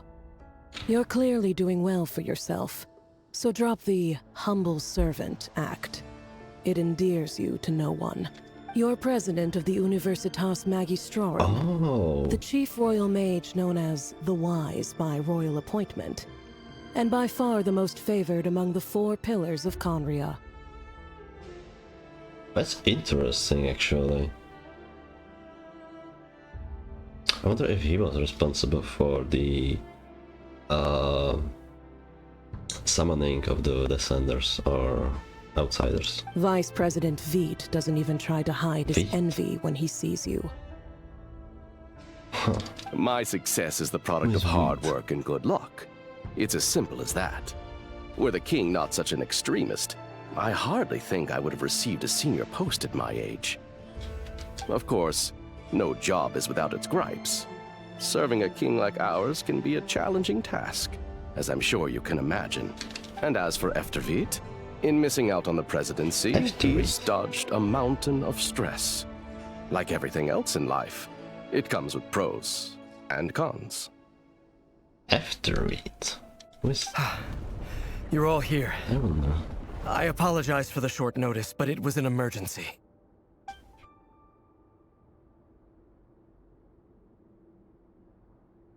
You must be Rarir. Dude, this is so insane. Mr. Sertologi. Yes, I handled your case file during your sentencing. Nothing personal, of course. I'm pleasantly surprised that you remember me. You're clearly a person of substance if you've been invited here. But Dainsleif, you'd better have a very good reason for convening this little gathering. It's my brother, Vedafinir. After he spoke at the court this morning, the king was so infuriated by his words that he had him blinded in both eyes and thrown in prison. Oh. Oh, he... So, wait. I wonder if he's like still blind somehow, or if the since the abyss can replace limbs, can it also replace eyes? Vedafinir in prison? Strange. I thought the king trusted him and Horoptatyr more than anyone else in the world. Yeah, Does this mean the king's interesting. circle of trust just got even smaller? It has nothing to do with trust. It's about what the king wants, which is as clear as day to anyone paying attention. Yeah, this king is a freak. I simply appease him, because it's in the best interests of the Universitas Magistrorum. And also because you're slimy. Vedafinir, perhaps less so. But still, a visionless visionary? It rather inclines me to think that qualifications are not what get you ahead in Conria. Do you honestly think this is an important discussion to be having right now? Dane, what are you planning to do? Rescue Vedafinir, I assume. Correct. It will mean storming the palace by force. Tonight. I need all of you on my side. That's far too dangerous. And don't forget, Dainsleif, you're captain of the Royal Guard.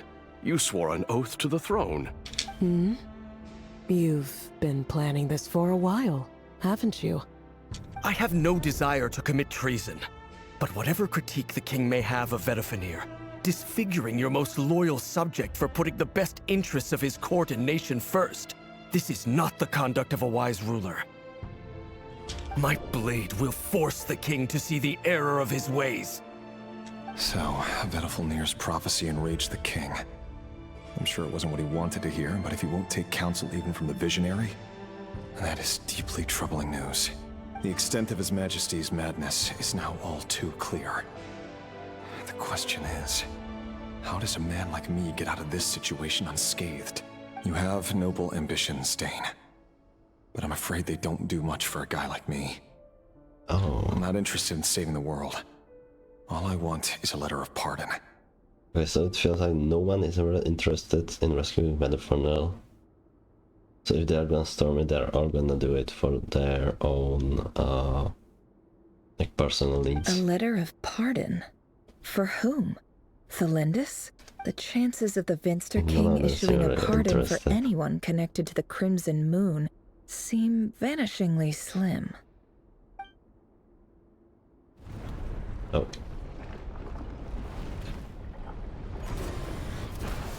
What's that? This black fog over the board must have some connection to Thelindis. But why is it taking this form? Does it have something to do with Revir's past? Another mystery I'll need to unravel. Yep. We are fighting. Your pieces only attack when they have more action points than needed to defeat your opponent's pieces.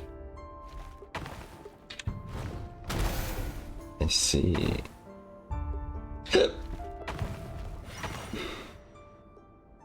Okay, so if I go, do I need to defeat all of them, or can I just? Okay, 1, 2, I get here. Okay, that's not enough. Shit.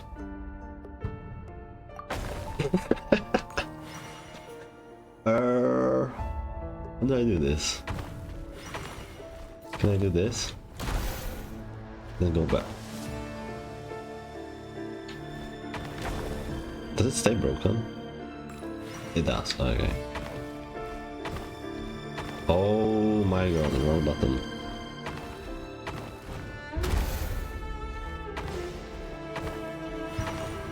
Four. Okay, I guess I need to go in.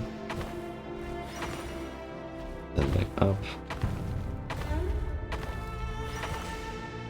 I don't think I could have gotten here.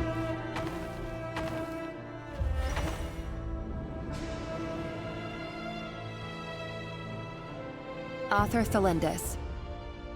Over the course of this week, the research object was subjected to interference for a total of 60 hours for experimental purposes. The results are as follows. I'm also so happy we are getting this in an Archon quest and not in some random book we would find. Research dating back to the Crimson Moon Dynasty has established 2 points regarding Moon Marrow. Firstly, its origins have something to do with a god's power. Secondly, it serves as a portal to an as-yet indeterminate location.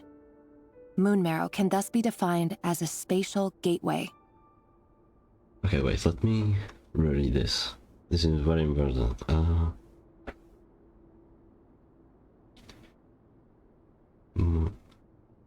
Wait, so at this time the moons were already broken.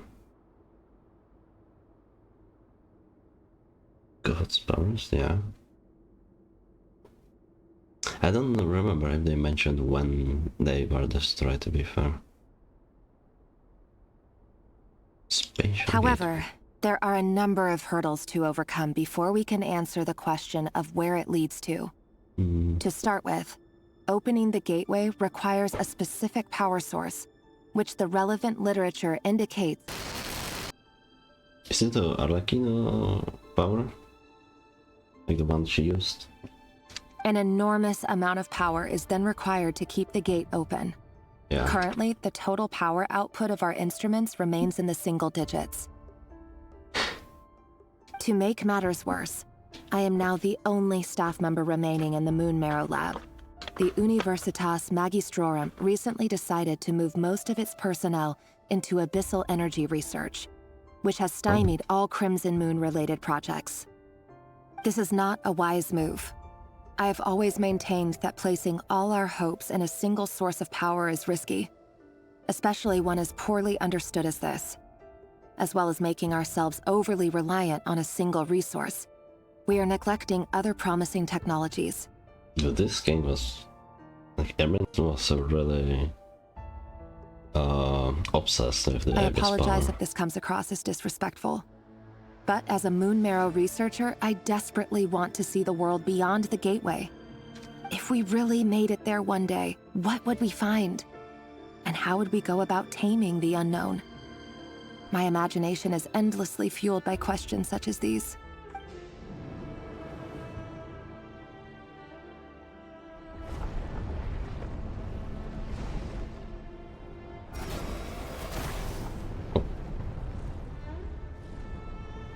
I wonder what happened to her. Why we can see her memories here.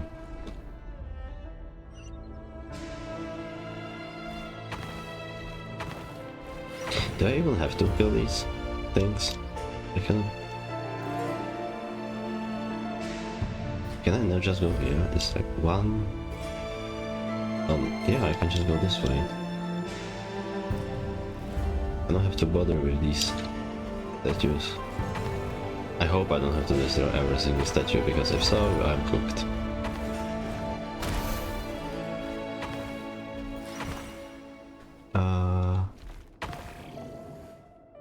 I am fucked.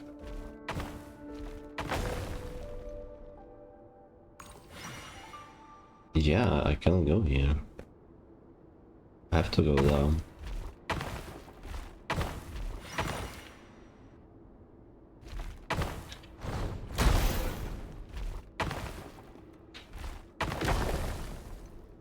This is fine. I'm so glad it also teleports to here. Because if I would teleport there, I would like, what would I do? Wait, is this still not enough? Oh, never mind, I'm stupid. This is for you. I heard you're gonna leave the city with your parents. The Lindis, did you hear about what happened? I've heard nothing. Rerir got back very late last Friday, and he was acting a little unusual, but he slept pretty well, so I'm guessing whatever he did was a Also, good deed. This is a pretty long sequence. You never saw him, and I don't know what he did. And this conversation never happened. You understand? What if he finds out that you pried into his secrets? Don't be silly. I don't know what secrets he does or doesn't have. All I know is he's just a normal guy who happens to run some errands for the king. Are you scared of him? I don't know. The Rerir I know doesn't match the person you all describe. Logically, I should be scared of him. And yet, I don't want to lose him. But enough about that.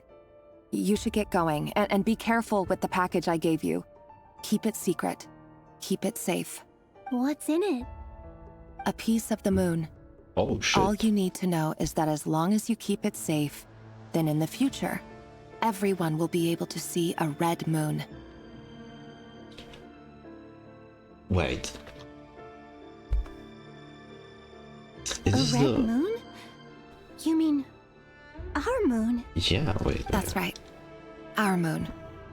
Promise me you'll look after it. Oh, what the hell? I promise, the Lindis. The Crimson Moon bloodline will never die out. Its light, the color of blood, will become like a fire that flows in our veins, no matter how long it takes.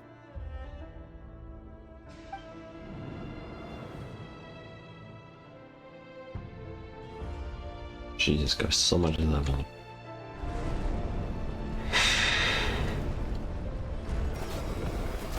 Oh god, now I'm going back.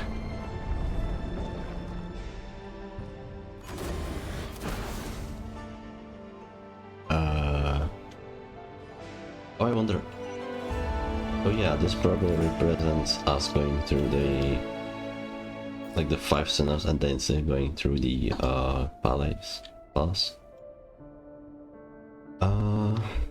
This seems like a good move. But this seems pretty.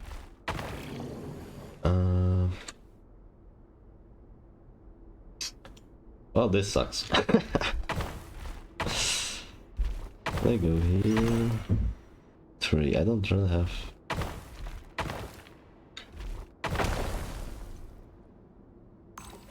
Okay, I guess that was not a good move.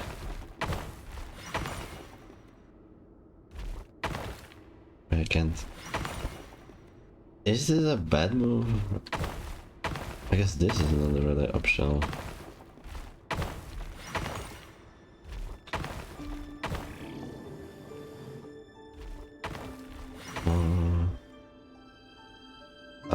This makes no sense. Upstairs.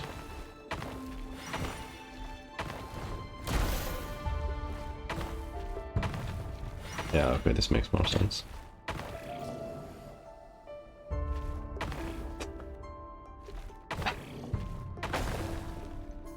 Okay, maybe not. Oh,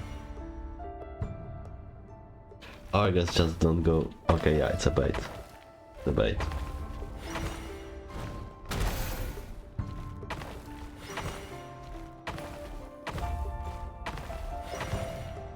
Okay, but I have safe. Hurry, everyone, and stick to the plan. Yeah. Sir Dainsleif, what are you? Is this treason? You know what happens to those who betray the throne. Please, don't do this! It is the king himself who has betrayed the throne. He has betrayed all of Conria. If you have any love left for justice in your heart, you should join me. It's showtime. Dane and his group will handle the troops in the palace. Then Hroptatyr and Rhindaughter will disarm the security measures. I wonder if Ferrero's gonna like fuck up this plan. My job is to enter the prison and rescue Vedifalnir. Stay safe. Wish me luck. Look after my brother. Draw your blade. It is time for justice to prevail.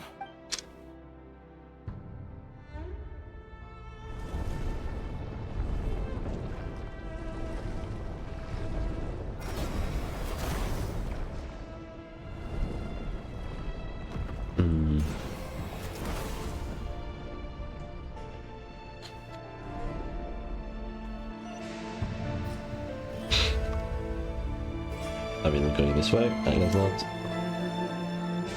I don't like this minigame actually. Yeah, I could destroy this guy probably.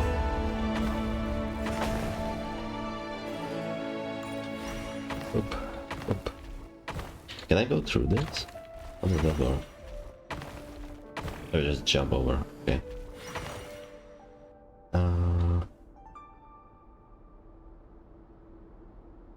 Okay, I don't think I wanna go. I think what I wanna do is this.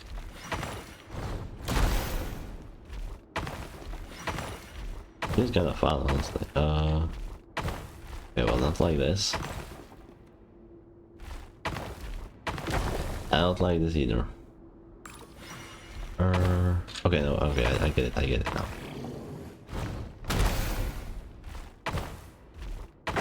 Okay, that's fine.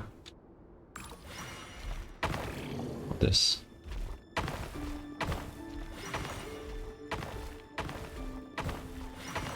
Oh, what was that? This place is filthy. Was it just decoration? And the smell is abominable. Clearly, the king doesn't allow his prisoners a single shred of dignity. This is dire. Found you. Hello, Mr. Vedifalnir. It's you. Are we gonna see his figure? Surprised? It's just peace. Wait. I guess surprise isn't an emotion that prophets feel very often. I certainly felt some surprise in the moment when I was blinded. Surprise at the king's sheer ignorance. Surprise at just how unfairly this world responds to words of earnest remonstration.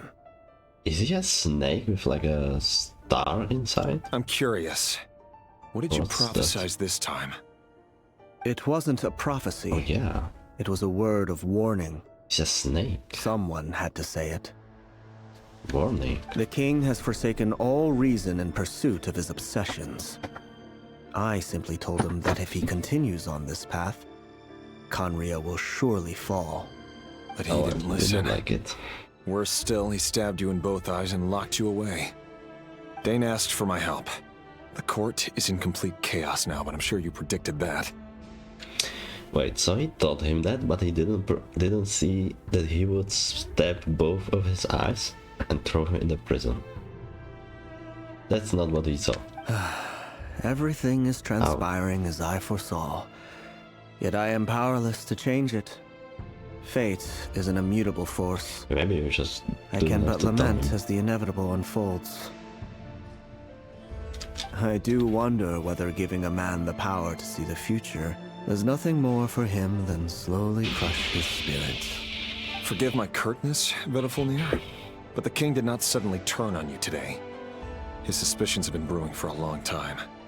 You can't have wisdom beyond the reach of your fellow man without attracting his fear and suspicion. There are things the king does not want to see. So, he doesn't want you having visions of them either. He blinded you because he thought this would make the visions stop. He wasn't entirely wrong.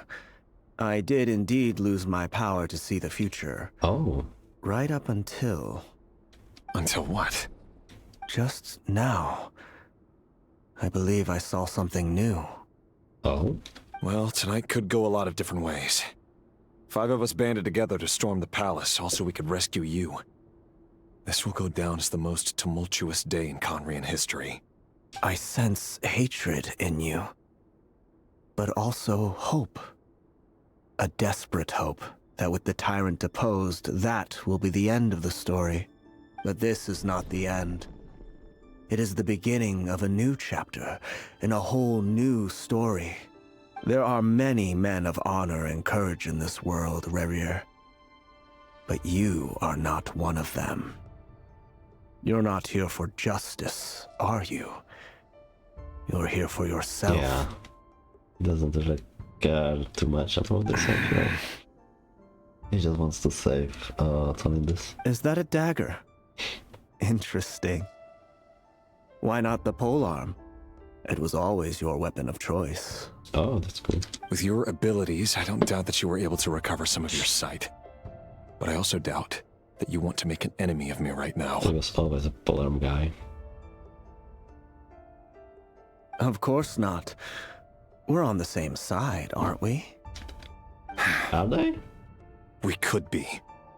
But I need you to be honest with me, Vedafulnir. At this point, you're my only hope for the future. You mean your future? With your beloved, Felindus? Yes. And I know there are bigger things at stake here. A dynasty, a nation, maybe the entire world. But forgive me, I care first and foremost about myself. I can't abandon the one I love to save myself. I just can't do it. But you see a broader picture of the future than I. You see the solutions to the biggest problems of our age. So tell me, what is my solution? What's the answer? Okay, I feel like they shouldn't have sent Rerir to save Vedafulnir out of all the people. In matters of fate, answers are either right or wrong. What will be, and what will not. Maybe you are willing to pay a certain price in the pursuit of happiness, but unfortunately, fate does not negotiate. That is the cruelest thing about fate. It is unmoved by your sacrifices. That can't be true. I know it's your voice that I keep hearing in my head, urging me to see how the world is changing, to seek more power, so I can protect the things I love. You show me disaster, but you won't show me how to avoid it? Why? Why are you doing all this? My voice. In your head. Does he not know? Wait. So, you hear it too? The voice that steals your mind, gains your trust, and drives you crazy. It turns out that we are not so different, you and I. Vedafulnir just broke into the strangest smile I've ever seen in my life, as if he'd discovered some monumental secret. But then he suddenly switched to looking extremely weary. Very well then. My advice to you is as follows. You must persevere. Whatever trials and tribulations you may face, be steadfast in the belief that they are your path to the future. For as long as you live, your story with Thelindis shall not come to an end. That is the only chance you have of fighting back against fate. It is up to you whether you believe my words. Regardless, that is all I will say on the matter. I have no right to intervene any further. So apologize if I don't talk much, I'm trying to pay attention at best.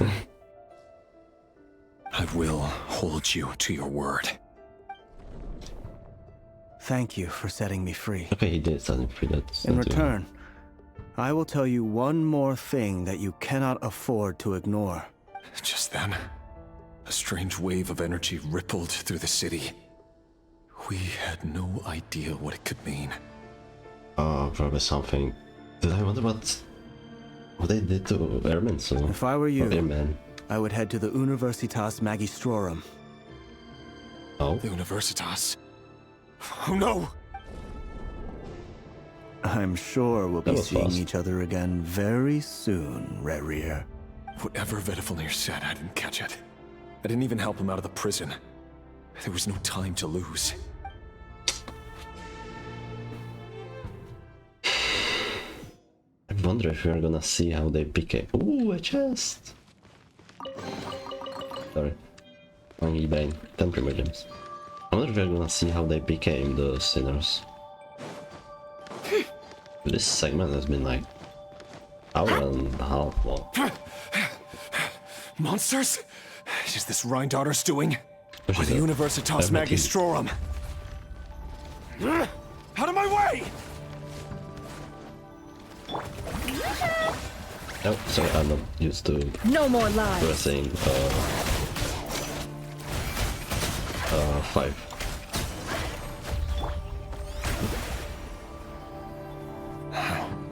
The Universitas.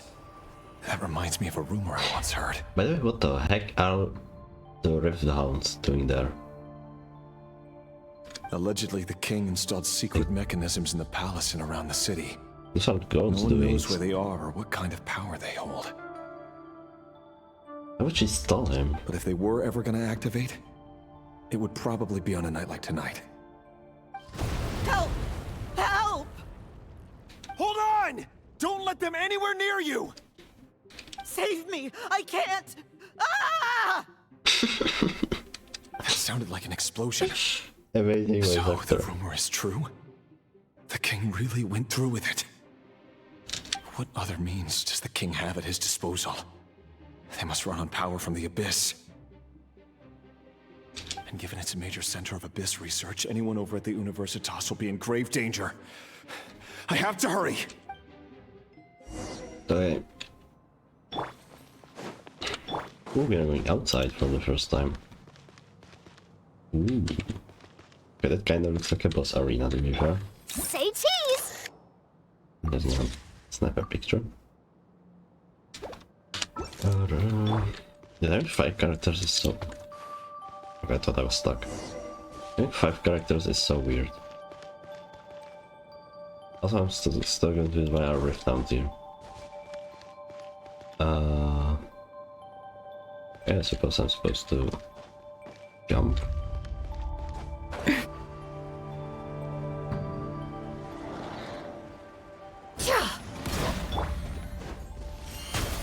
Strike a pop! Breaking news! Oh, she's got It all adds up. 5 buttons. Can't hide the truth. Let's see what you're made of.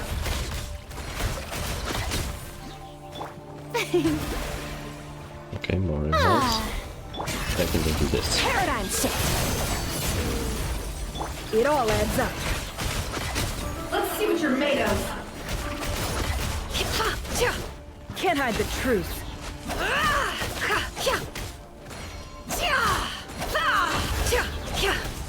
Oh, I realize I'm not on the... A little amuse-bouche! Goose on the loose! Regicide Bluff Money. Blood Debt Collector. Is it this right now? No more lies. It all adds up. It all falls into place. Oh, it does. And a chest. Ooh. Yeah, kind of a random fight in sequence. Another green mist. Can I check what's in here? No.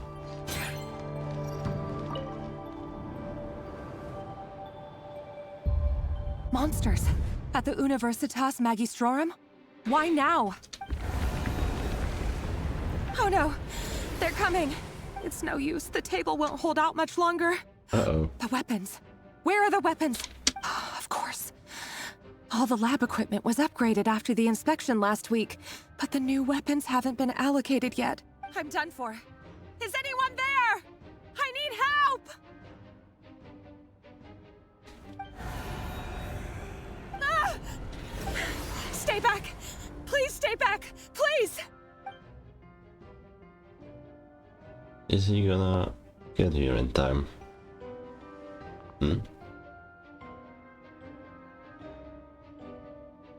Where's that light?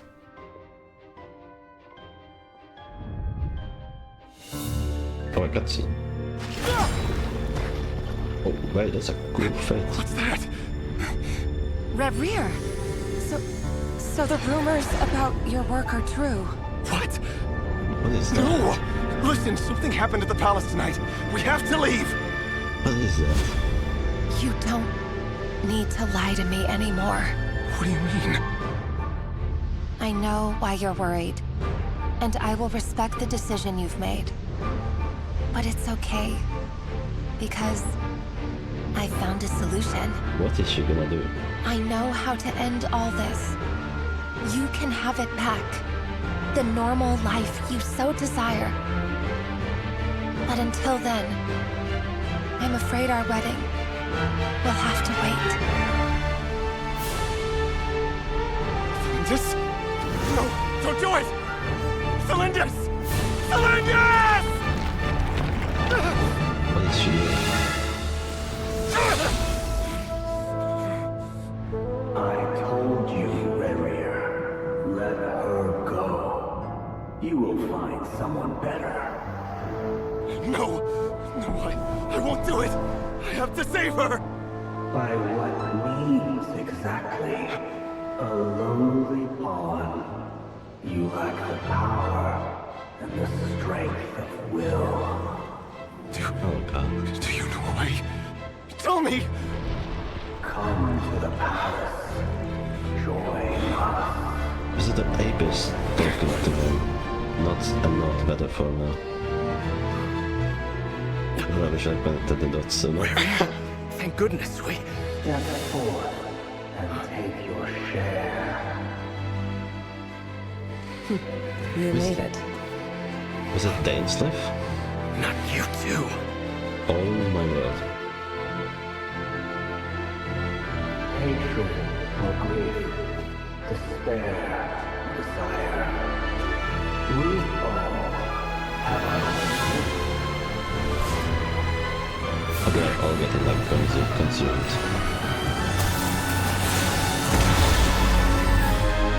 And what happened to Ermin? Reverie. Reverie. Cylinders? Were you daydreaming? Did she get consumed too? You still remember, Reverie? That question you asked me a couple of weeks ago? Oh. You mean the proposal? Yeah. I'm wondering, where do you think would be a good place to discuss it? Maybe in the garden? Or were you thinking a fancy restaurant?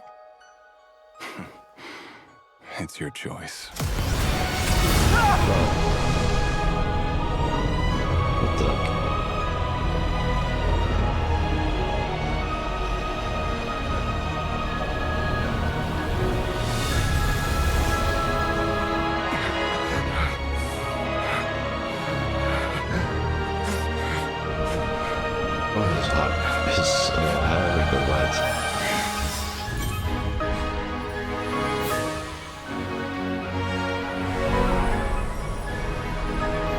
So where she like jumped from the cheating. he's getting consumed or something. I will find you. And then you can give me your answer. Oh god. What did she do? I don't understand. So that's how the Raker of Solnari was born. A monster created by circumstance is a monster all the same. Viewing other people's thoughts for too long can get uncomfortable. Right now, I'm feeling a strong sense of loathing. It kinda reminds me of Viego from League of Legends. In a nutshell, the story of Conria is what happens when the truth falls by the wayside. Everyone tells little white lies, and before long, you have a huge pack of lies that destroys everything. Time to get back. His past is filled with sorrow, but the tale of any fallen civilization is one of endless tragedy. Cruel as it may be, that was Conria's fate.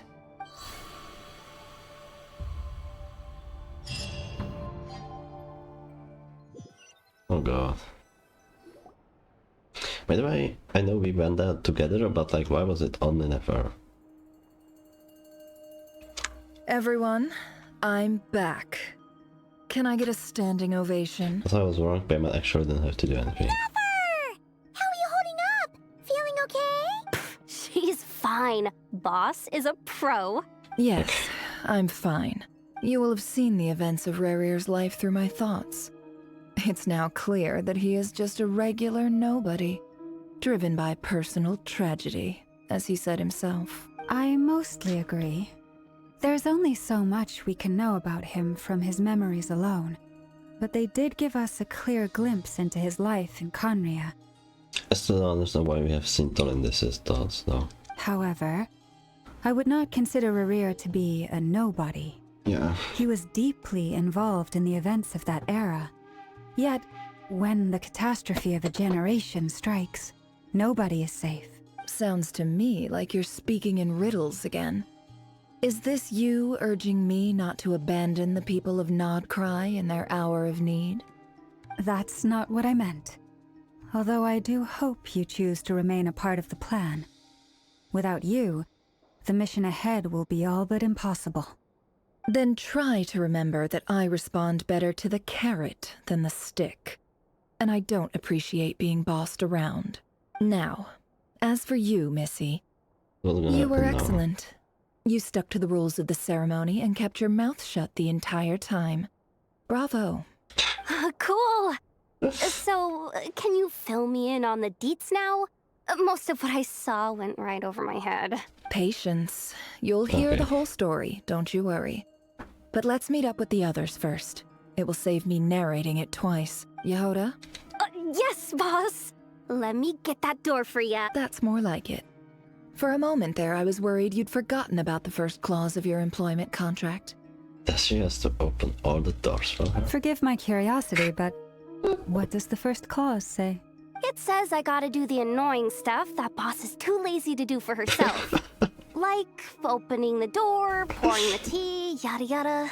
Is that right? If something is in the contract, it's because she willingly agreed to it. Rest assured that the curatorium abides by the very strictest of labor policies. You don't seriously think I'm cruel enough to treat her like my slave. In any case, I've hardly shied away from my share of the work today. Hope I don't catch Flintz and Varka lounging about in their chairs, enjoying a leisurely cup of tea. Oh, they will. There's nothing I dislike more than other people enjoying themselves while I'm hard at work. I think a lot of people think that. Oh no. What's happening?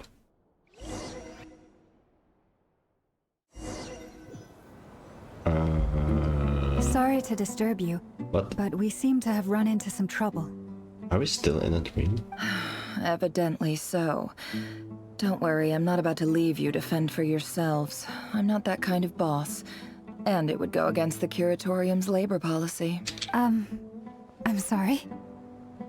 What did you hear me say? I wasn't talking about labor policy. What is happening and why are we in Smyrna? Wait. How long have I been standing here? Not long. You just appeared by the door a moment ago.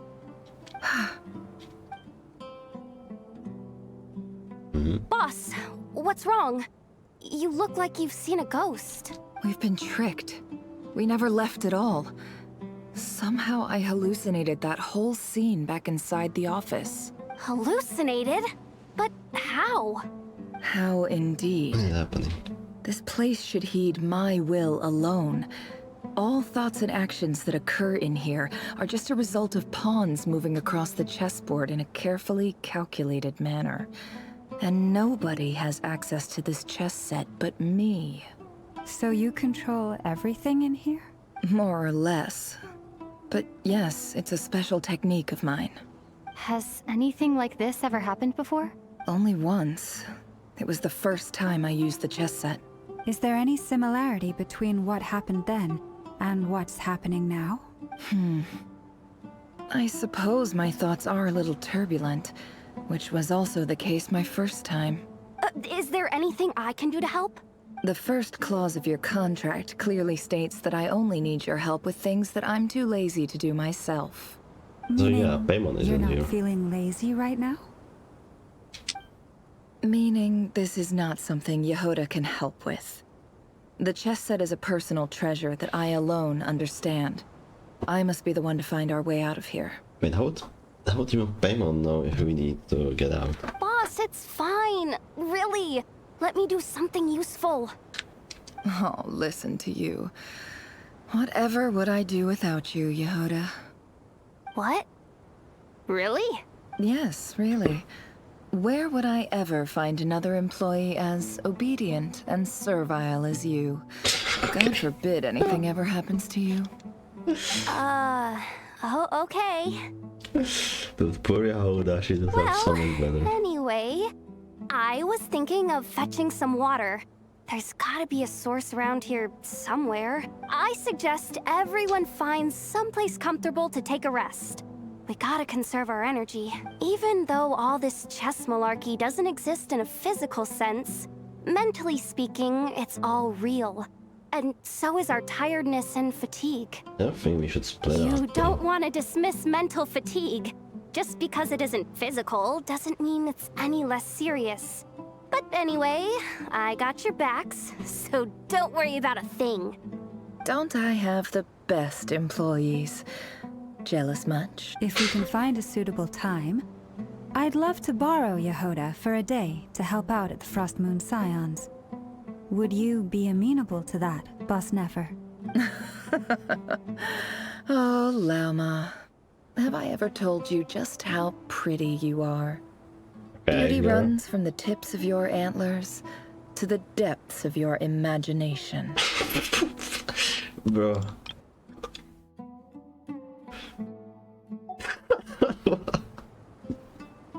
They're like, okay, bro. Time to rally, everyone. Follow me. Sure, Gage. As we continue our journey, the same rules will apply. That means stay focused and no talking no matter what we encounter. And don't disturb the chess pieces. You have my word that I will get us all out of here. Oh, move aside. Oh.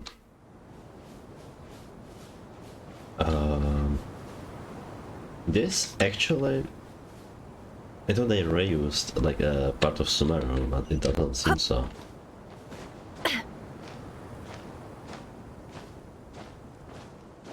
It looks like a completely new area, actually. This place looks familiar. Never mind. That's not a good sign. There's Wait. someone up ahead. Never mind. I thought it was Time Aru. for a little chat. I thought it was Aru village, but it's not. Okay, I don't wanna go down there. Who is this guy?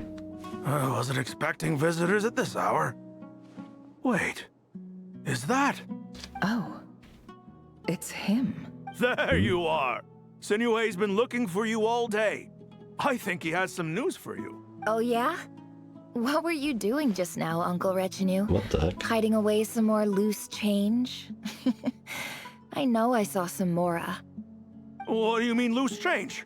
Oh, come on, I'm too old for this. Just pretend you saw nothing. Are we just seeing the first memories for some reason now? Why is that happening now? That's not very young, the fella. What is this? Don't tell about it.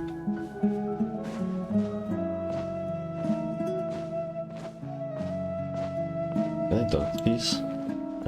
No. Can't hide the truth. Okay. Hey, kid. Mind telling me what Sinuhe's been up to recently? I'm trying to get in his good books and I need a way in. Get in his good books?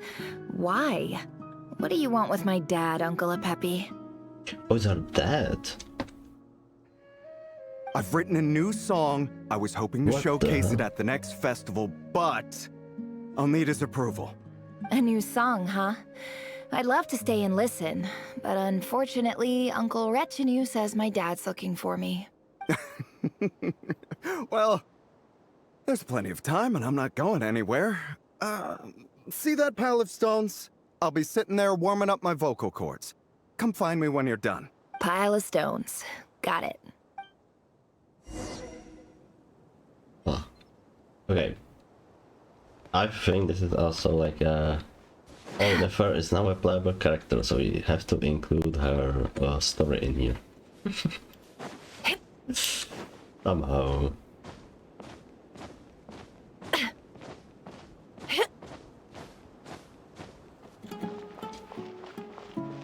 Hi, Dad.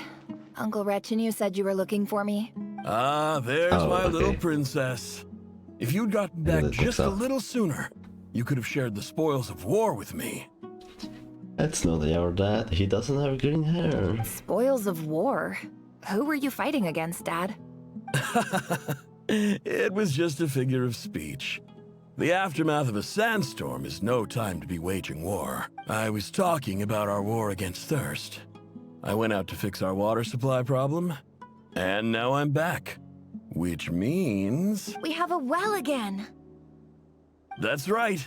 I found a new one and brought back as much water as I could carry. It should last us for a good while.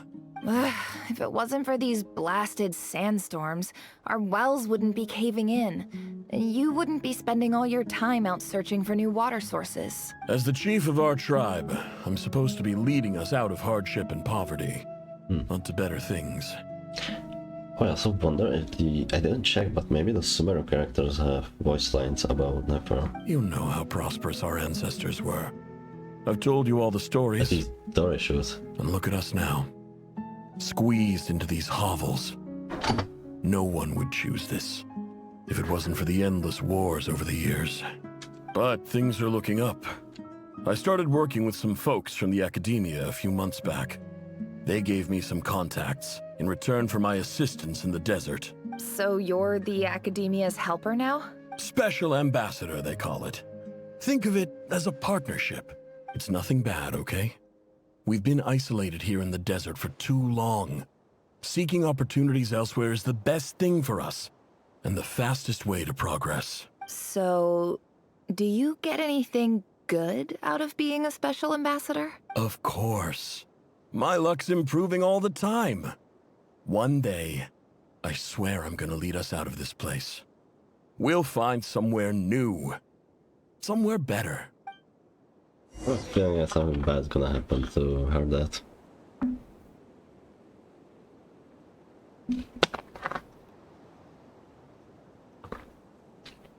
Okay. Anyway, who's this guy? Where am I going? Ah, okay. Hey, can you help me? No. It all adds up. No, it's the same, okay.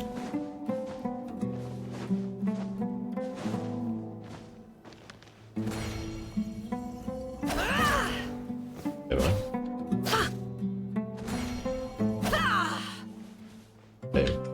charge attack is weird. Oh well, it's probably just the... whatever, sorry. Oh, are we gonna get stuck in the sandstorm or something?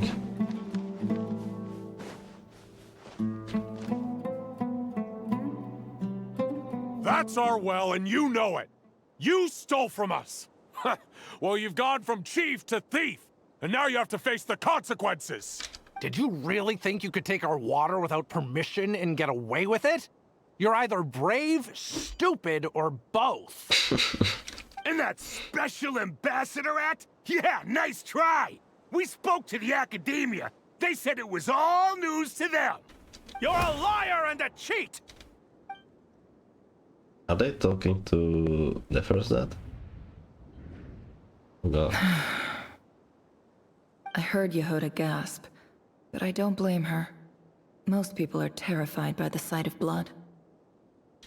Corpses strewn across the ground. The wounds are clearly from scimitars and daggers. The desert dwellers' weapons of choice. Oh. There's a handwritten note on the ground. Let's see what it says. Halil, this is Sinuhe, chief of the Shimti tribe. Surely you remember me. I was the one who helped you and your colleagues avoid the quicksand in the desert. This is my second time writing to you. I assume my last letter must have gotten lost in the mail, as I didn't receive a reply. I hope this one makes it to you safely. I'm writing to you because I need some help. That sandstorm the other day completely blocked up our well, forcing me to look for another water source in Iab and Unut territory. It was a matter of survival. Praise the gods. The well of the Iab tribe was intact. It was my last resort. I drew what water I could and left, but not without being spotted.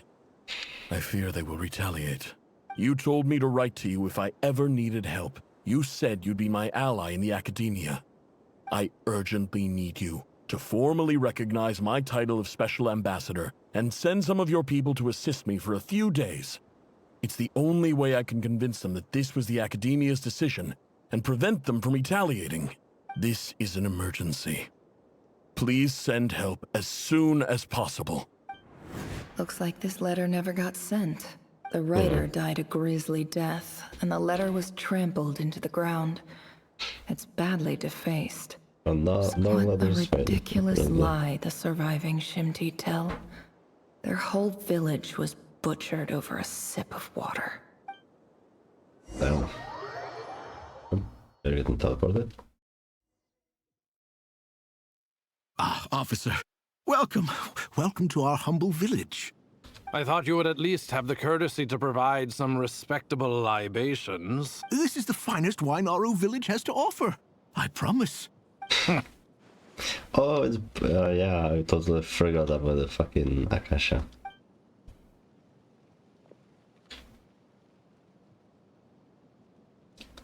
And now he's poisoned. The Academia has agreed to reserve a single space for a candidate from your village. But I remain skeptical of this entire endeavor. I highly doubt anyone in this desert possesses serious academic potential. Please, have faith. If not in us, then in our god. The child we found shows great promise. I beg you, take her away from this place. Give her a chance. Don't let her talent go to waste. I don't recognize her. New arrival? She showed up here a few days ago and we took her in. She's a really bright kid. Please help. I'm begging you. So, where are you from? Nowhere special. Just a sand dune. Question mark. Oh, I wonder who could this be? What about the rest of your family? How many of you are there? Just the one. It's only you? Correct. So, no brothers, no sisters, no mother or father? Any who have slept on a bed of sand, I call my brothers and my sisters. Apart from that, I have no family. All right. Get over here. Sign your name on the form. Is she gonna write her real name or not? Never. Okay. You're rather fair-skinned for a desert dweller. What does that mean?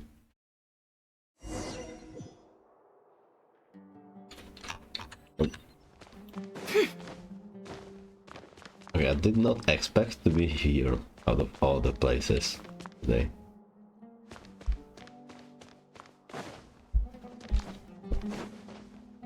It's so empty in here. Nefer, this term's assignments have been issued already. Please read through the materials thoroughly, conduct your own additional research, and then write an essay on the topic. Yes, Professor, I'm aware. I just had a couple more questions I wanted to get your perspective on. Oh? Please ask away. Well, I saw the other students' problem sheets, and I couldn't help but notice that my assignment is much easier than theirs. Do you really think I'm a weak student? A weak student? Goodness, no. Quite the opposite. You have a sharp mind. Almost too sharp. I think what you're Why? saying is, a weak student wouldn't have noticed the discrepancy. And if they did, they certainly wouldn't complain about the lighter workload.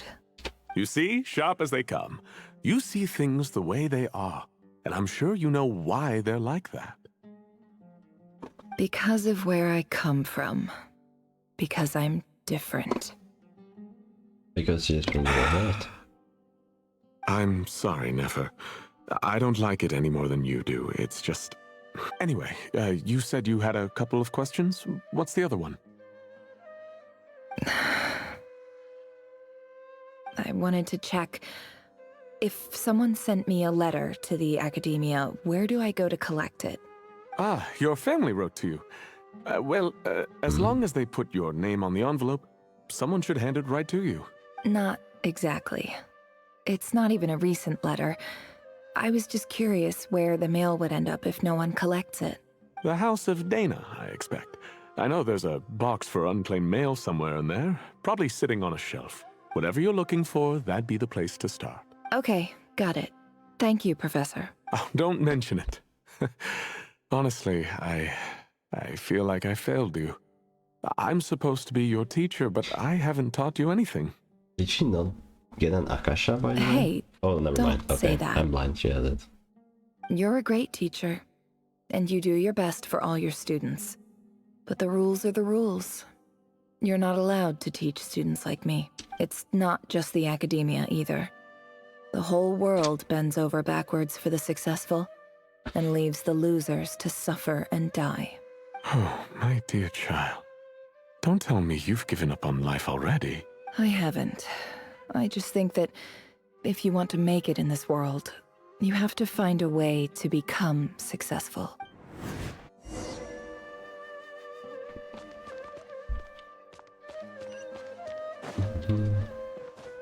Okay, there. I really didn't want to put any NPCs in here, except for that guy. Okay, there's one person there. Okay, never mind. There are some people. Okay.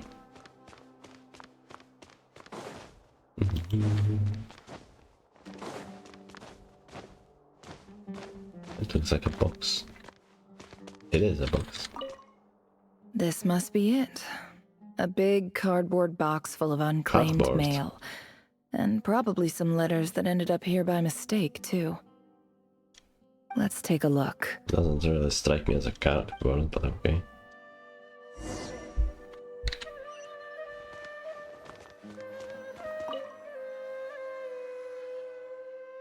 Can anyone just go here? Oh, this again. Can anyone just come here and start reading A the letters? dilapidation survey from Port Ormos. Looks like it's from a Core of 30 representative. What a strange thought. A bunch of mercs losing sleep over rundown buildings. This one was never even opened. I guess the recipient didn't care what the Core of 30 had to say about anything. Who was it addressed to? I don't recognize the name, but it must have been a Kasharawar professor. This one is addressed to the Immorta Sage. The title is Changes Observed in Satyavada Life Symptoms. Why do all these letters read like full-blown dissertations? Guided by the incense, we became lost somewhere in the forest. All the barriers between levels of consciousness disappeared as our minds soared around in circles, looking for a branch to seek refuge on. In clinical terms, these symptoms fit the description of incense poisoning. The Amorta Darshan strictly prohibits the use of hallucinogenic substances, but I believe there are still people getting away with it. For example, my neighbor who always breaks out into song and dance after using incense. This seems like something the academia would want to know about. Why wasn't it collected? Wait, what's this written on the back?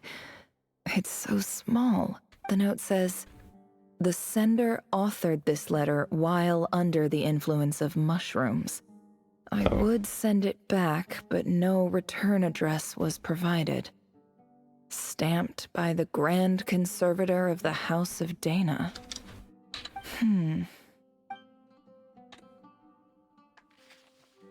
This next one is addressed to Grand Sage Azar. Oh.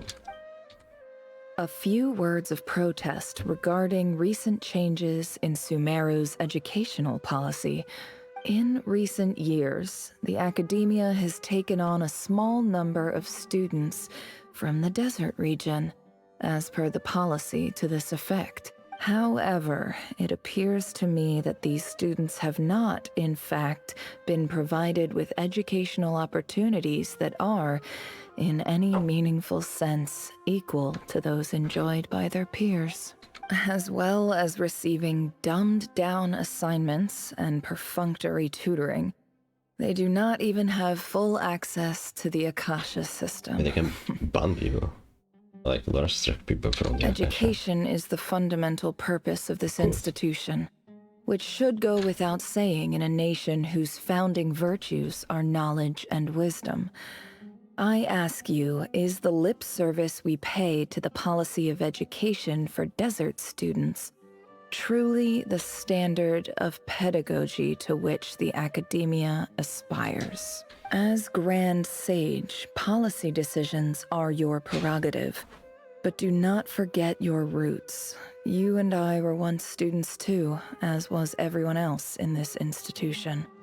I do hope you will give some serious attention to this matter. I encourage you to discuss issues like this with myself and others, and listen to some alternative opinions. Great letter. Shame it didn't get to where it needed to go. And the sender is... Huh? Oh, Cyrus. Sage Cyrus of Spontamod. I didn't realize anyone else even knew how bad students like me have it in this place. So this is where letters from the Sage of Spontamod end up? Nice one, Grand Sage. Really enlightened leadership. Whatever. This isn't what I came here for. I still don't know what she's looking for. I'm not exactly holding out hope that a letter sent from the desert would even make it here. But if it did, where else would it end up if not in this box? I can't believe how much discarded mail there is. Must have been years since someone last went through it all. And this is just one box. The whole House of Dana is boxes on shelves. I don't believe for 1 second that any human being has sat down and read through all the documents in this place. Who has that much free time on their hands? Wait, could this be it? Least fancy envelope in the box, written on crude quality paper. Why isn't this voiced? And of course it would be right at the bottom of the pile. Clearly no one gave this letter so much as a first glance, let alone a second. The handwriting on the envelope looks very familiar. Greetings, Halil. My name is Sinuhe, chief of the Shimti tribe. I was the one who came to you and your colleague Zaid when you ran into trouble in the Great Red Sand. I don't know how well you remember it now, but I brought you to safety and gave you some water and other supplies. You seemed very pleased, and told me your name. In my tribe, learning a person's true name is serious business. And I therefore see you all as friends. You were kind enough to leave your contact details, so we could stay in touch. The Shimti tribe lives a harsh, nomadic existence in the desert. You were sympathetic towards my plight, promising to make me a special ambassador of the academia and help us find a way to make a better living. This brings me to my reason for writing. Our tribe has fallen on particularly hard times, and I would like to ask for your assistance. There was a terrible sandstorm a few days ago, which blocked up the well in our land. To ensure my people's survival, I had no choice but to venture into Eob and Unut territory in search of an alternate water source. The Eob and Unut are descended from the Thamudians, while we trace our ancestry to Tulatula. We worship the Lord of Flowers and have had relatively good relations with our fellow tribes up until now. I found a well belonging to the Eob tribe. They declined to help us, but I really had no other option. So I took some water to keep me and my tribe alive. This is the first My letter, actions right? are certain to incur their wrath. When we met, you assured me that you would be my ally in the academia. I would like to take you up on that offer, because I really need your help. I wonder if you could send an academia representative to meet with me. That aside, the last time you were here, you mentioned that the academia had started accepting students from the desert, and I told you a little about my daughter, Nefer. We have next to no resources here in the desert, and my power and influence are limited. Would you consider enrolling my daughter at the academia? She is a smart girl. I know she won't disappoint you. How was this letter never delivered? From the outset, the academia never took you seriously. Those things they promised were just empty words. I doubt they even remember the name Sinuhe. And you were so emphatic that your luck had finally changed for the better. You swore you'd lead us to a better place one day. You spoke with such conviction, like you were the most powerful chief in the whole desert. You liar. You lied about everything. You promised the world and delivered on none of it. And who fell for it?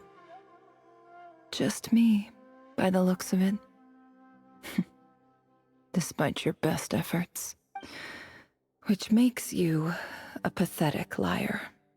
You weren't even any good at it. I think I'll take over from here. Let me show you how it's done. What's she gonna do? Bit farewell to Katayo. I don't know how to read it, sorry. Katayo? Probably.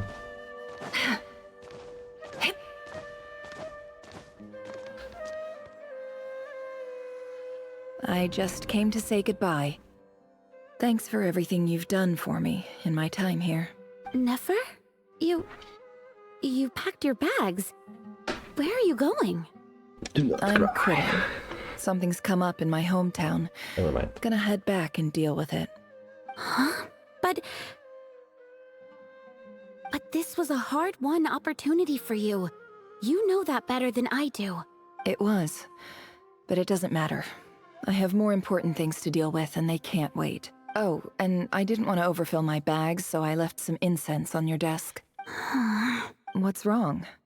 I thought you liked incense. Although, I did read somewhere in the House of Dana that it has hallucinogenic effects. Don't use it all at once. This is like telling some. I feel like this is like telling someone that, oh, I left some drugs on your Isn't thing. this the stuff you brought from your hometown? Get You're high. just letting me have it? But you said it's a rare and valuable commodity. Yeah, about that. I lied. It's not rare at all. There's this bunch of ruins near my hometown that are practically overgrown with this plant. It's not worth much. Keep it. It's fine. But Nefer... All right. That's all from me. You take care. Was this like a friend of hers? Don't forget me, okay? I mean, We're more than just classmates, right? We're friends. Yeah, I'll remember you. I lied again.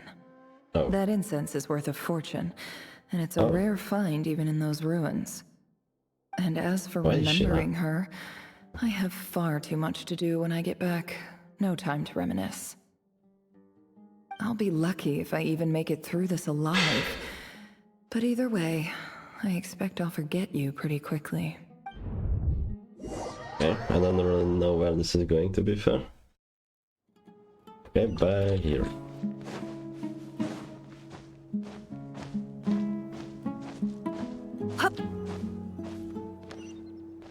Okay, this way. Can you climb up here? No. Okay, these walls are not climbable.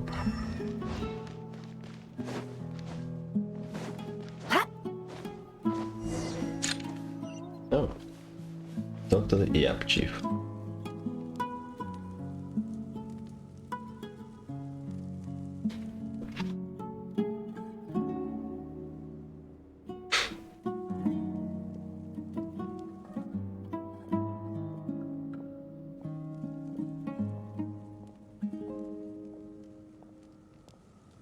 It's a pleasure to meet you, Mr. Arif. So, what does the Academia want? Since they've sent their special ambassador, I assume there's a big business deal to be made. If not, I'd be very disappointed. Please, sir, lower your blade. You're lucky I'm the one they sent. Not all special ambassadors share my admiration for the Eab people. The ever-shifting balance of power in the desert reduced the once great civilizations of this region to rubble and sand. But the story of the Eab has a very different trajectory. Others grew weak, but you grew strong, beginning in obscurity and moving to prosperity. You're the only ones who defied the trend. Huh. So, you do know who you're dealing with? This well is the perfect symbol of your strength, is it not? It used to belong to the Unut, but it looks like you have control over it now. Is she gonna wipe them out You're or not something? wrong. But I'm sure you didn't come all this way just to flatter us. Of course not. I came to bring you some very good news. Some information that recently came to light, which might just be your ticket to freedom. Records uncovered by the Vahumana Darshan show that a certain well currently under Eab control is built on top of some ancient ruins. These ruins are of great archaeological interest to the Academia. I checked the map carefully on my way over here, and I'm confident that this is the well in question. The Academia is offering 50 million mora in return for excavation rights. 50 million? No, wait. If these ruins are as important as you say, 50 million's a little low, don't you think? Don't get greedy, Eab. We know far more than you think. We know that you seized this well by force. Wasn't that the first step in your rise to power? To drive away the Unut and steal their water supply? So what if it was? Are they trying to... Wait, did she have a vision at this time? Don't worry. Or sorry. As unscrupulous as it was, it's something we're willing to overlook. The Academia is only interested in dealing with the de facto power holders in the region. I hope I am making myself clear. And I hope your words are the truth.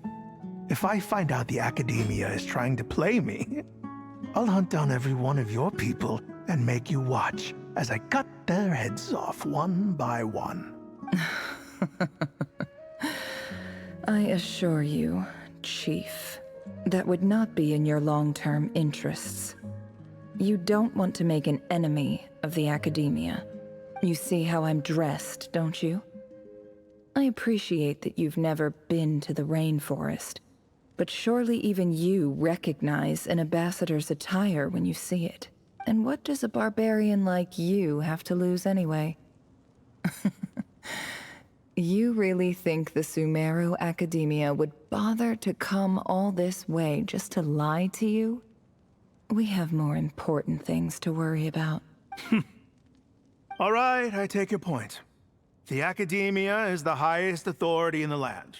I'm sure you're trustworthy people. In that case, we have a deal. We will sell you the excavation rights. I'd like to thank you, Ambassador. This is good news indeed. Excellent news. In fact, it calls for a celebration. Would you do us the honor of staying a while and enjoying some EAB hospitality? Gladly. I am partial to wine myself, and I trust you are as well. So let's indulge in a few drinks together, in celebration of this momentous occasion. Dude, there is no way she's telling the truth. Elated, yeah, blah blah blah. The app drink the night away. Okay, but when the new day dawns, it brings some shocking news. Chief! Chief, it's an emergency! It's the Unut. They've taken the well. Can I? Okay. Elated, the lab drink. Sorry, I keep reading it as L. The app drink the night away, and the prospect of their new wealth is almost as intoxicating as the wine. What? It wasn't anything too important, to be fair. Oh, don't just stand there, take it back! Yes, Chief. I have every confidence in the EAB's military superiority, and yet... What is it? The Unut's response was alarmingly fast. The day after we reach a deal, they seize the well. This can't be a coincidence. Perhaps there is a traitor in your midst. I don't think so. I am obliged to remind you, Chief, that the Academia will only deal with the de facto power holders. If you cannot regain control over the well, I'm afraid you won't see a single mora of that 50 million. No! Please, Ambassador, just give me some time. I swear the Unut will not get away with this. That well is ours. And so is the mora. Glad to hear it. I will wait here for an update. If there is a traitor, I will find them. In the meantime, make yourself at home. I'll report back as soon as I have an update. Much obliged. Wow. All it took was a few words and I've got him wrapped around my finger. What an amazing feeling. So, in summary, Ambassador, the Academia would rather negotiate with our tribe instead of the EAB. The EAB are ruthless murderers who don't listen to reason. And now they have the gall to interfere in our research projects in the desert region. So let me ask you, Chief. If you were the Academia, what would you do? Kill them all, of course. Precisely. The Academia does not tolerate those who stand in our way. The EAB have held back our academic pursuits for too long, and our patience is wearing thin. At the same time, there is simply no way that the Academia can be seen to be intervening in desert affairs. I'm sure you understand where I'm coming from. We have our own rules out here. If the rainforest dwellers raised arms against a desert tribe, it'd start a bloody war. Right. We can't confront them ourselves, but we can support their enemies. The Unut have always had strained relations with the EAB, which makes you our natural allies. Natural allies. Weren't the EAB your allies once? You were quick to send them after us to protect your interests back when we stole that water. And now look at you. You're at each other's throats. Let me be clear. The Academia wishes to collaborate with the legally recognized rulers of the desert in this matter. We are asking for excavation rights to that well, and our offer is 50 million mora. Say no more. I believe we have an understanding. Good. Then I suggest you get to work. Get us access to that well, and the mora's yours. You see, Dad? Lying is easy when you know how. People will believe anything. Apparently. Why is she doing that now? Does he just hate both tribes, or...? Like, I'm a bit lost here.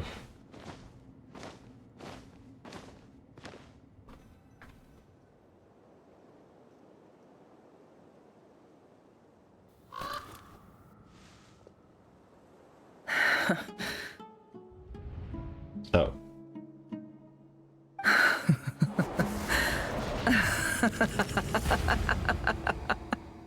Okay, Nefer is kind of not okay. Look at yourselves. You may be vile, savage monsters, but your butchered bodies bleed like any others. You're no different. You're nothing special at all. The monsters who destroyed my home, they're just ordinary, petty human beings. What a joke. I think we're even now. Maybe I've even done the desert a favor. It's a better place without all these people around. Oh, Sinuhe, my gullible fool of a father.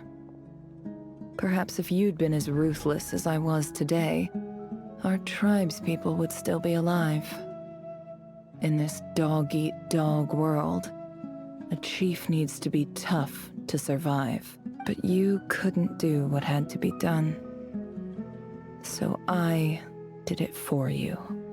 Nefer, it's okay. All of this is in the past now.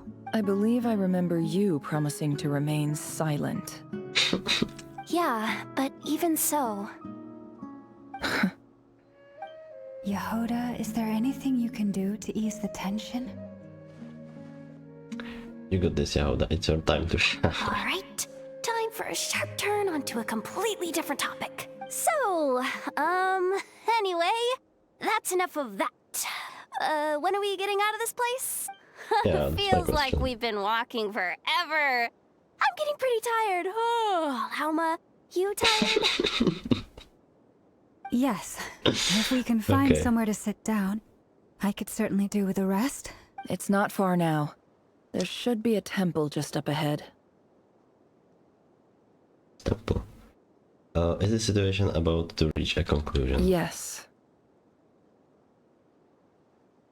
Really? A temple? That's where this story ends? I guess that's how things go in the desert.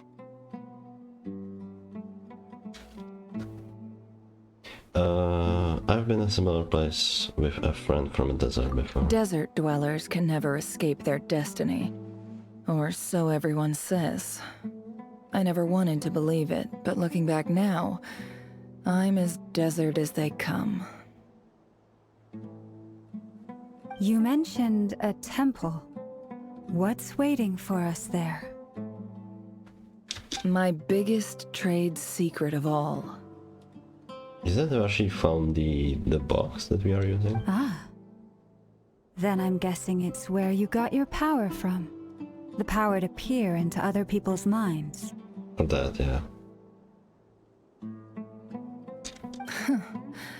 I didn't know you were clued up on any other religions.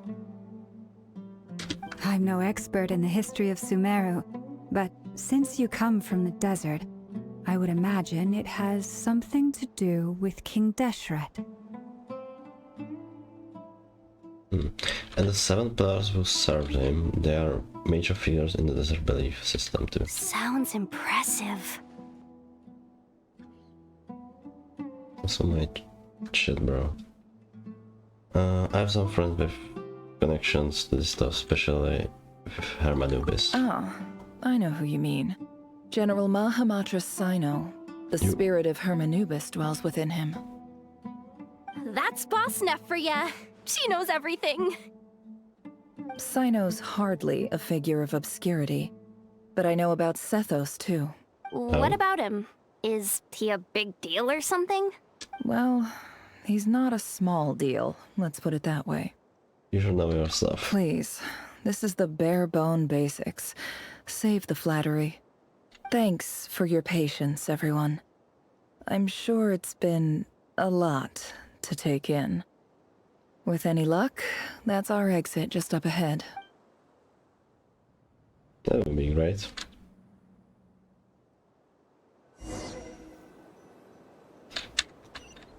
Okay, they disappeared. Why not?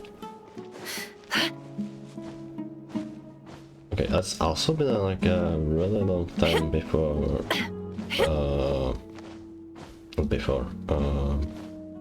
After a pause. You pretty much couldn't have left the quest since you went to this place. Like to Nefer with Rare as well.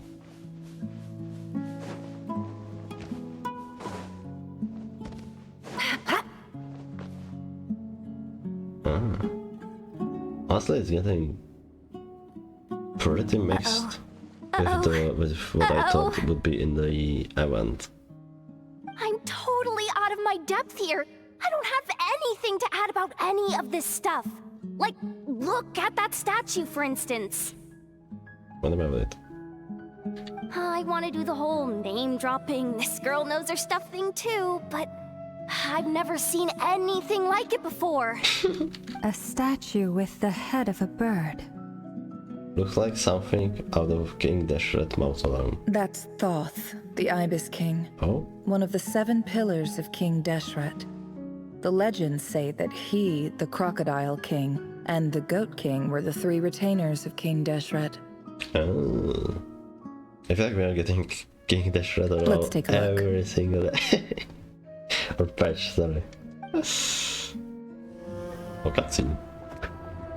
Or is it? Oh yeah, it is a cutscene.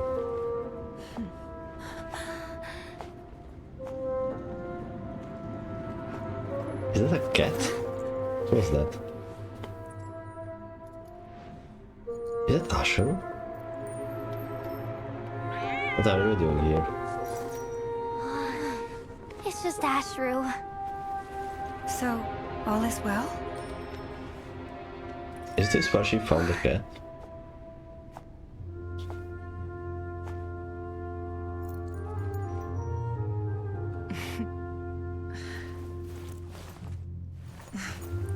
Typically speaking, at this point, the world disintegrates. Then we find ourselves back in the outside world. Besides, these are my memories. There's nothing to fear. You're sure? Of course. It's almost over. You're sure? Oh god. But it's real. What the heck?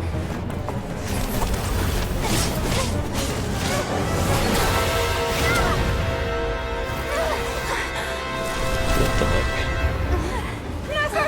Hold on!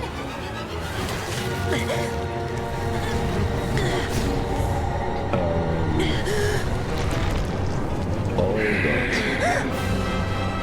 Knowing too much I think you found is out. always a death sentence. Speak for yourself.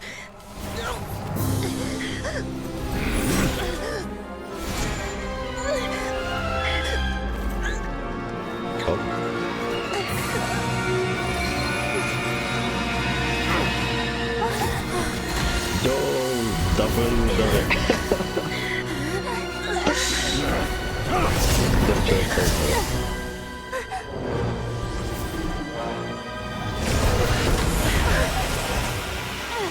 What's that?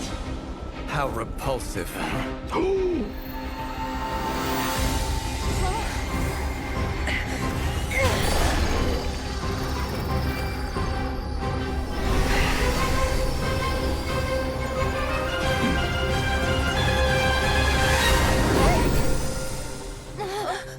Does that contain Steve's voice? Okay, yeah.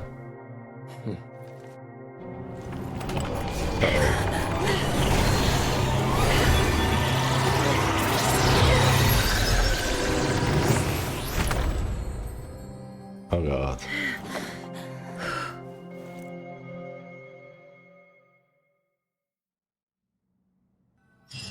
How did you even find out? Like, what's this box? How does it work? Oh god. Timed that pretty well, didn't I? What are you two doing here? You certainly did, thank you. It's okay. I'm just glad no one was hurt. Paimon noticed you doing something too, Dainsleif. Were you helping get them out? Of course. When I asked Nefer to conduct this investigation, I was not naive to the dangers involved. I had a duty to ensure your safety. Good to know your sense of justice is still intact after all these years. I take that to mean that you saw the truth. That comes as a great relief. I certainly did. And thanks to your help, I also managed to trap Rerir inside the chess set. Oh? Whoa, really? How'd you manage that? Well, to be honest, I sensed that something was wrong long before we made it to the temple. By using this fragment to probe into Rerir's past, well, the monster formerly known as Rerir, it seems I alerted him. I was tracking him, then he caught on and started tracking me too. Can't say I'm surprised. But how did he track you through your thoughts alone? That shouldn't be possible. Rerir was a secret agent who reported directly to the Vinster King. He is an expert at finding a trail and hunting down his pursuers. Okay, but that doesn't explain how he did. No wonder. He infiltrated the chess set, read my thoughts, and built a new virtual chess set inside of it. That's why we weren't able to leave at first. Speaking of your chess set, it's quite a remarkable item. Would I be right in thinking you have some connection to King Deshret? You overestimate me. I only have a connection with one of his underlings, the Ibis King. You all saw how this came to be. A long time ago, the Iab massacred my tribe, the Shimti, in our home village. A few years later, I enrolled in the academia, where some new information came to light. The Unut and the Iab fought a bitter battle over the rights to a well, all for the sake of a non-existent 50 million mora. The Iab ultimately won that confrontation, but their victory came at the cost of almost every warrior in the tribe. The final blow to the Iab came at the victory feast, when an Unut assassin beheaded their chief right before my eyes. The remaining Iab fled and have been scattered to the winds ever since. Having gotten my revenge, I returned to my hometown, where to my surprise, the nearby temple was still standing. There it was, seemingly immune to the relentless hostility of the desert, while my tribal home lay in ruins. As I stood there gazing at the temple, I noticed a cat just outside. This cat, as it turned out, was home to the spirit of the Ibis King. Oh. He led me to a gate deep inside the temple, and there he made a deal with me. This chess set is my gift from the Ibis King. Oh. The chessboard within is made to the same specifications as the one in the mausoleum of King Deshret, and represents his power of piercing analysis. With this chessboard in its container, I gained a certain ability to perceive hidden secrets. Now, you could conclude that the Ibis King simply wanted to give the people of this world the power to seek the truth, but I don't believe that's the full story. So, what's the deal? Oh, you take care of this cute cat, and for the return, I will give you this insane chessboard. Every god plays favorites. Their hearts are as fickle as any human's, full of secrets, perversions, egotistical tendencies. But precious few gods are willing to admit this. It is the same with all powerful forces, including fate itself. Their gaze falls preferentially upon a select few. As you rightly point out, this is an act of favoritism. If you're alluding to the Abyss, then yes, I agree. Gather the others. It's time to share everything I've learned. Before long, the group gathered the Alba. Okay. We gathered. Thank you all for being here. The rest of the renewal. Okay. As promised, I did some further investigating into the Reicher of Solnari's background. I am pleased to report that the investigation has been most fruitful indeed. The Reicher of Solnari, real name Rerir, was once a Khanrian subject who served the Vinster King. I will now share the important details of his story. Please save any questions or comments for the end. Never narrates Rerir's backstory to the group. Why is this not voiced? Okay. At the Winsters, Winster King's behest to get... Oh my god, I can't read. He gathered intelligence and assassinated the descendants of the Crimson Moon dynasty. Unwilling to take down his beloved Tolindis was secretly of Crimson Moon heritage. He then got dragged into court politics. Why is this not voiced, by the way? Belforner's voice, which spoke of him, of his fate, blah, blah, blah. So he could disrupt the waters to gain some temporary relief. He was powerless to erase it entirely. In contrast, Rur's own life was like a reflection of a broken moon. Once the stormy winds of fate blew across the water surface, it was utterly destroyed. Only smacked away a piece of moon before disappearing through that mysterious portal. It was passed down through the ages, finally falling into the hands of the knave. Wait, was the voice we heard stolen this when we went to the... Oh shit, yeah. It was stolen this voice. So technically Knave now has it. Isn't he gonna look for her then?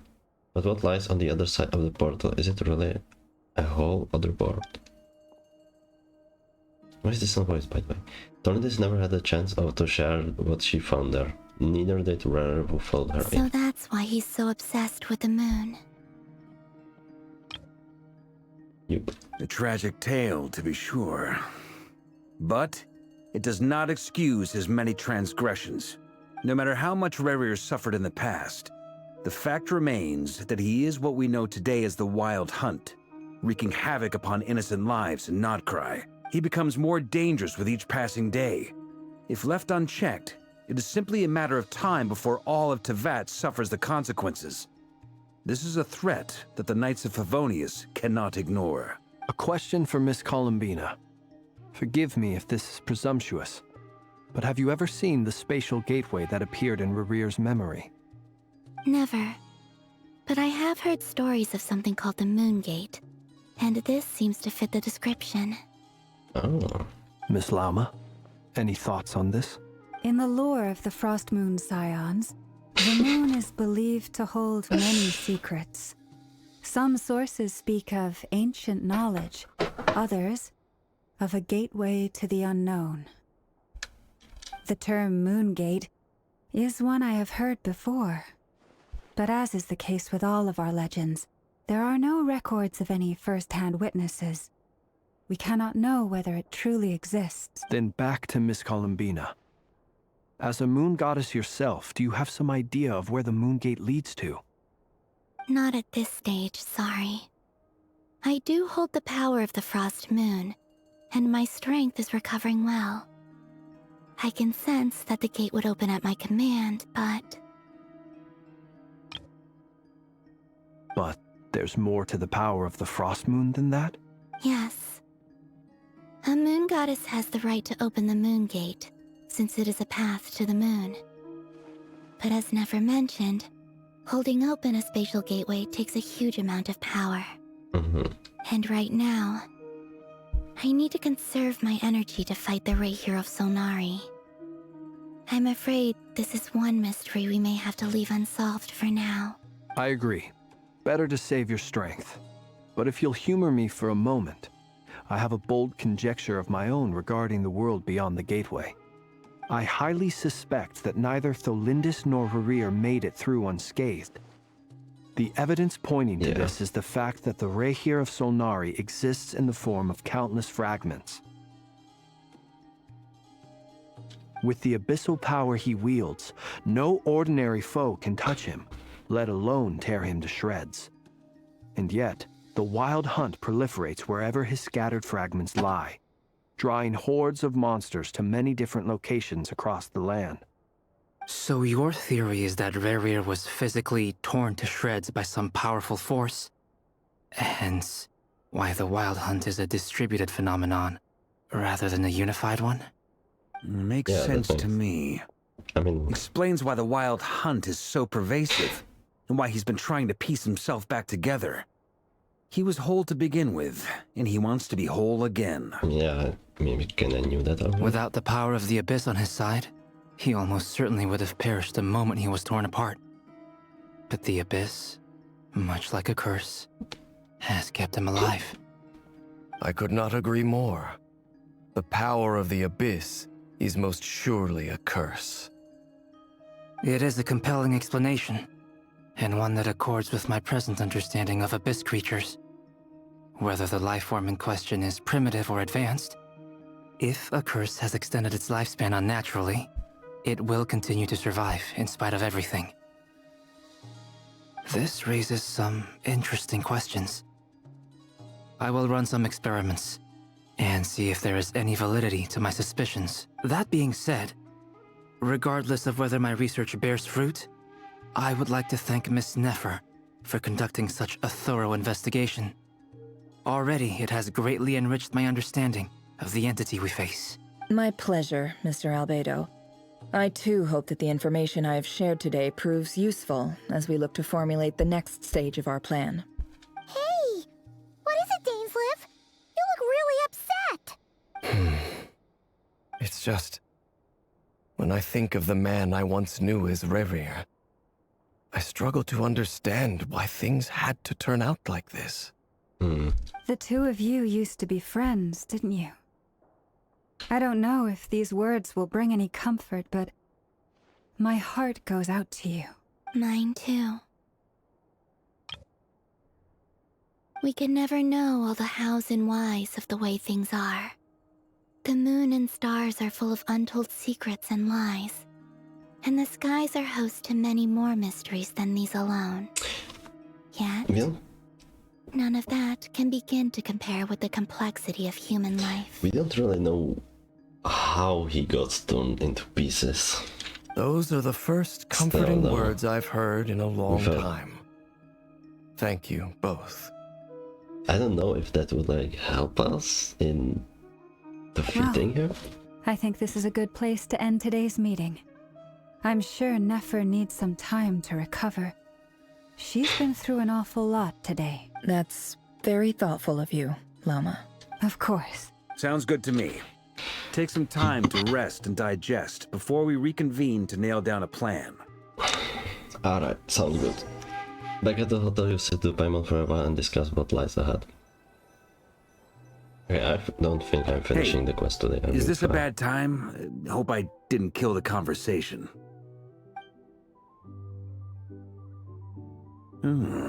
Nice room. Oh, I'm not coming in, though. Why not? It's just a hotel room. If it's all the same, I'll just stay out here. I might not look the part, but I'm technically a knight. Barging into people's private quarters isn't the kind of thing we do.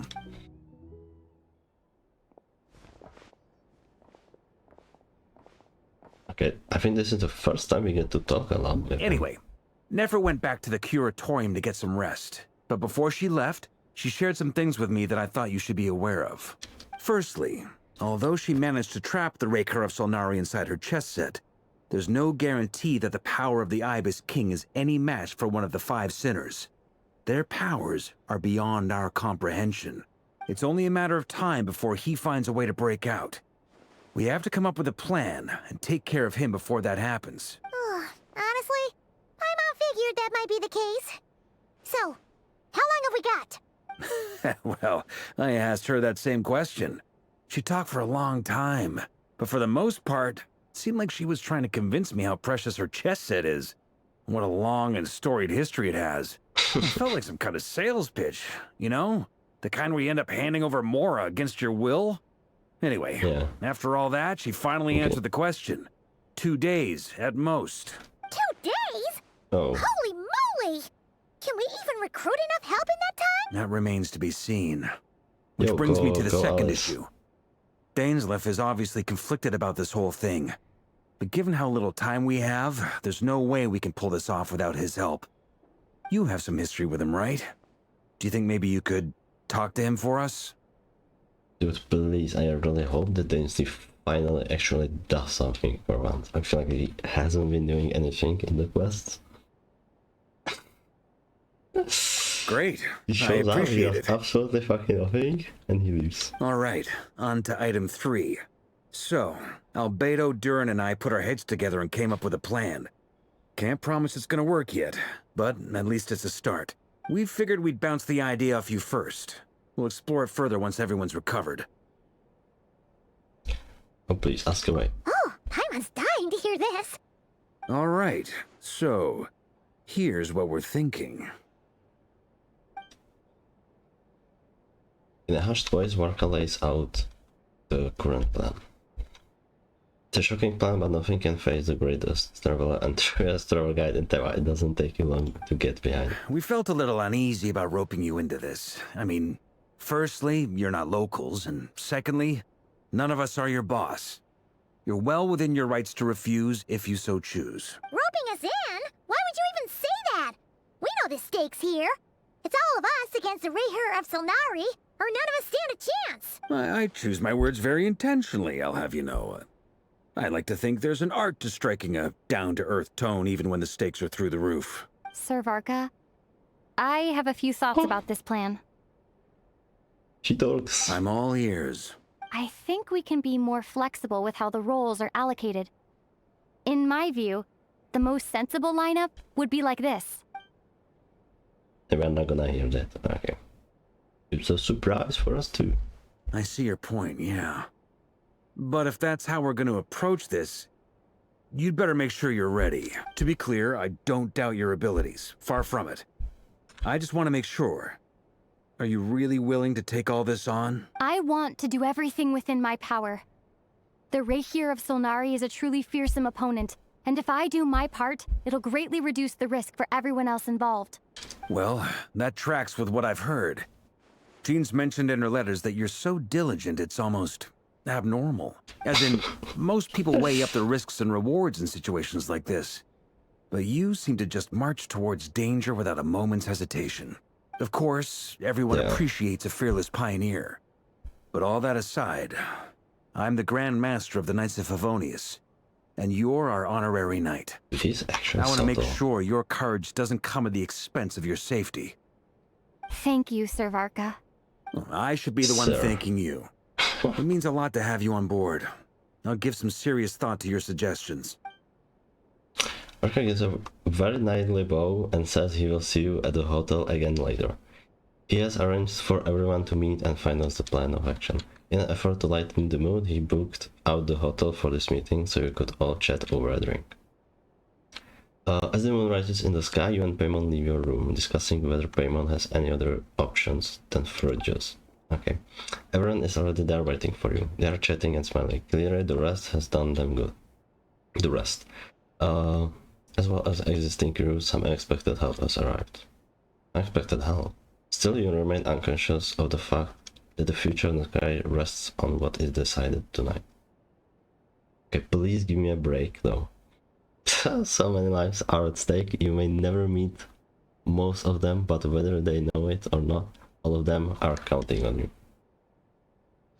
You don't teleport. Okay, thank you. This is the plan of everyone. Okay, I have a time to pause now, which is great. Grave sins. Ooh. Game of Blood and Santana. Okay, this is pretty much like in the first box. Okay, honestly, I have no idea how much of the quest is left, but I think I'm gonna do it. I'm gonna finish it tomorrow. It's been almost 3.5 hours, and yeah. Add Astra. That's not the thing I wanted to do. And yeah, I'm gonna finish it tomorrow, and then I'll give you my thoughts as well. But yeah, for now, I'm just gonna go eat my lunch, and then I don't know, something. But yeah, we'll be back tomorrow to finish this. So bye bye for now. Bye.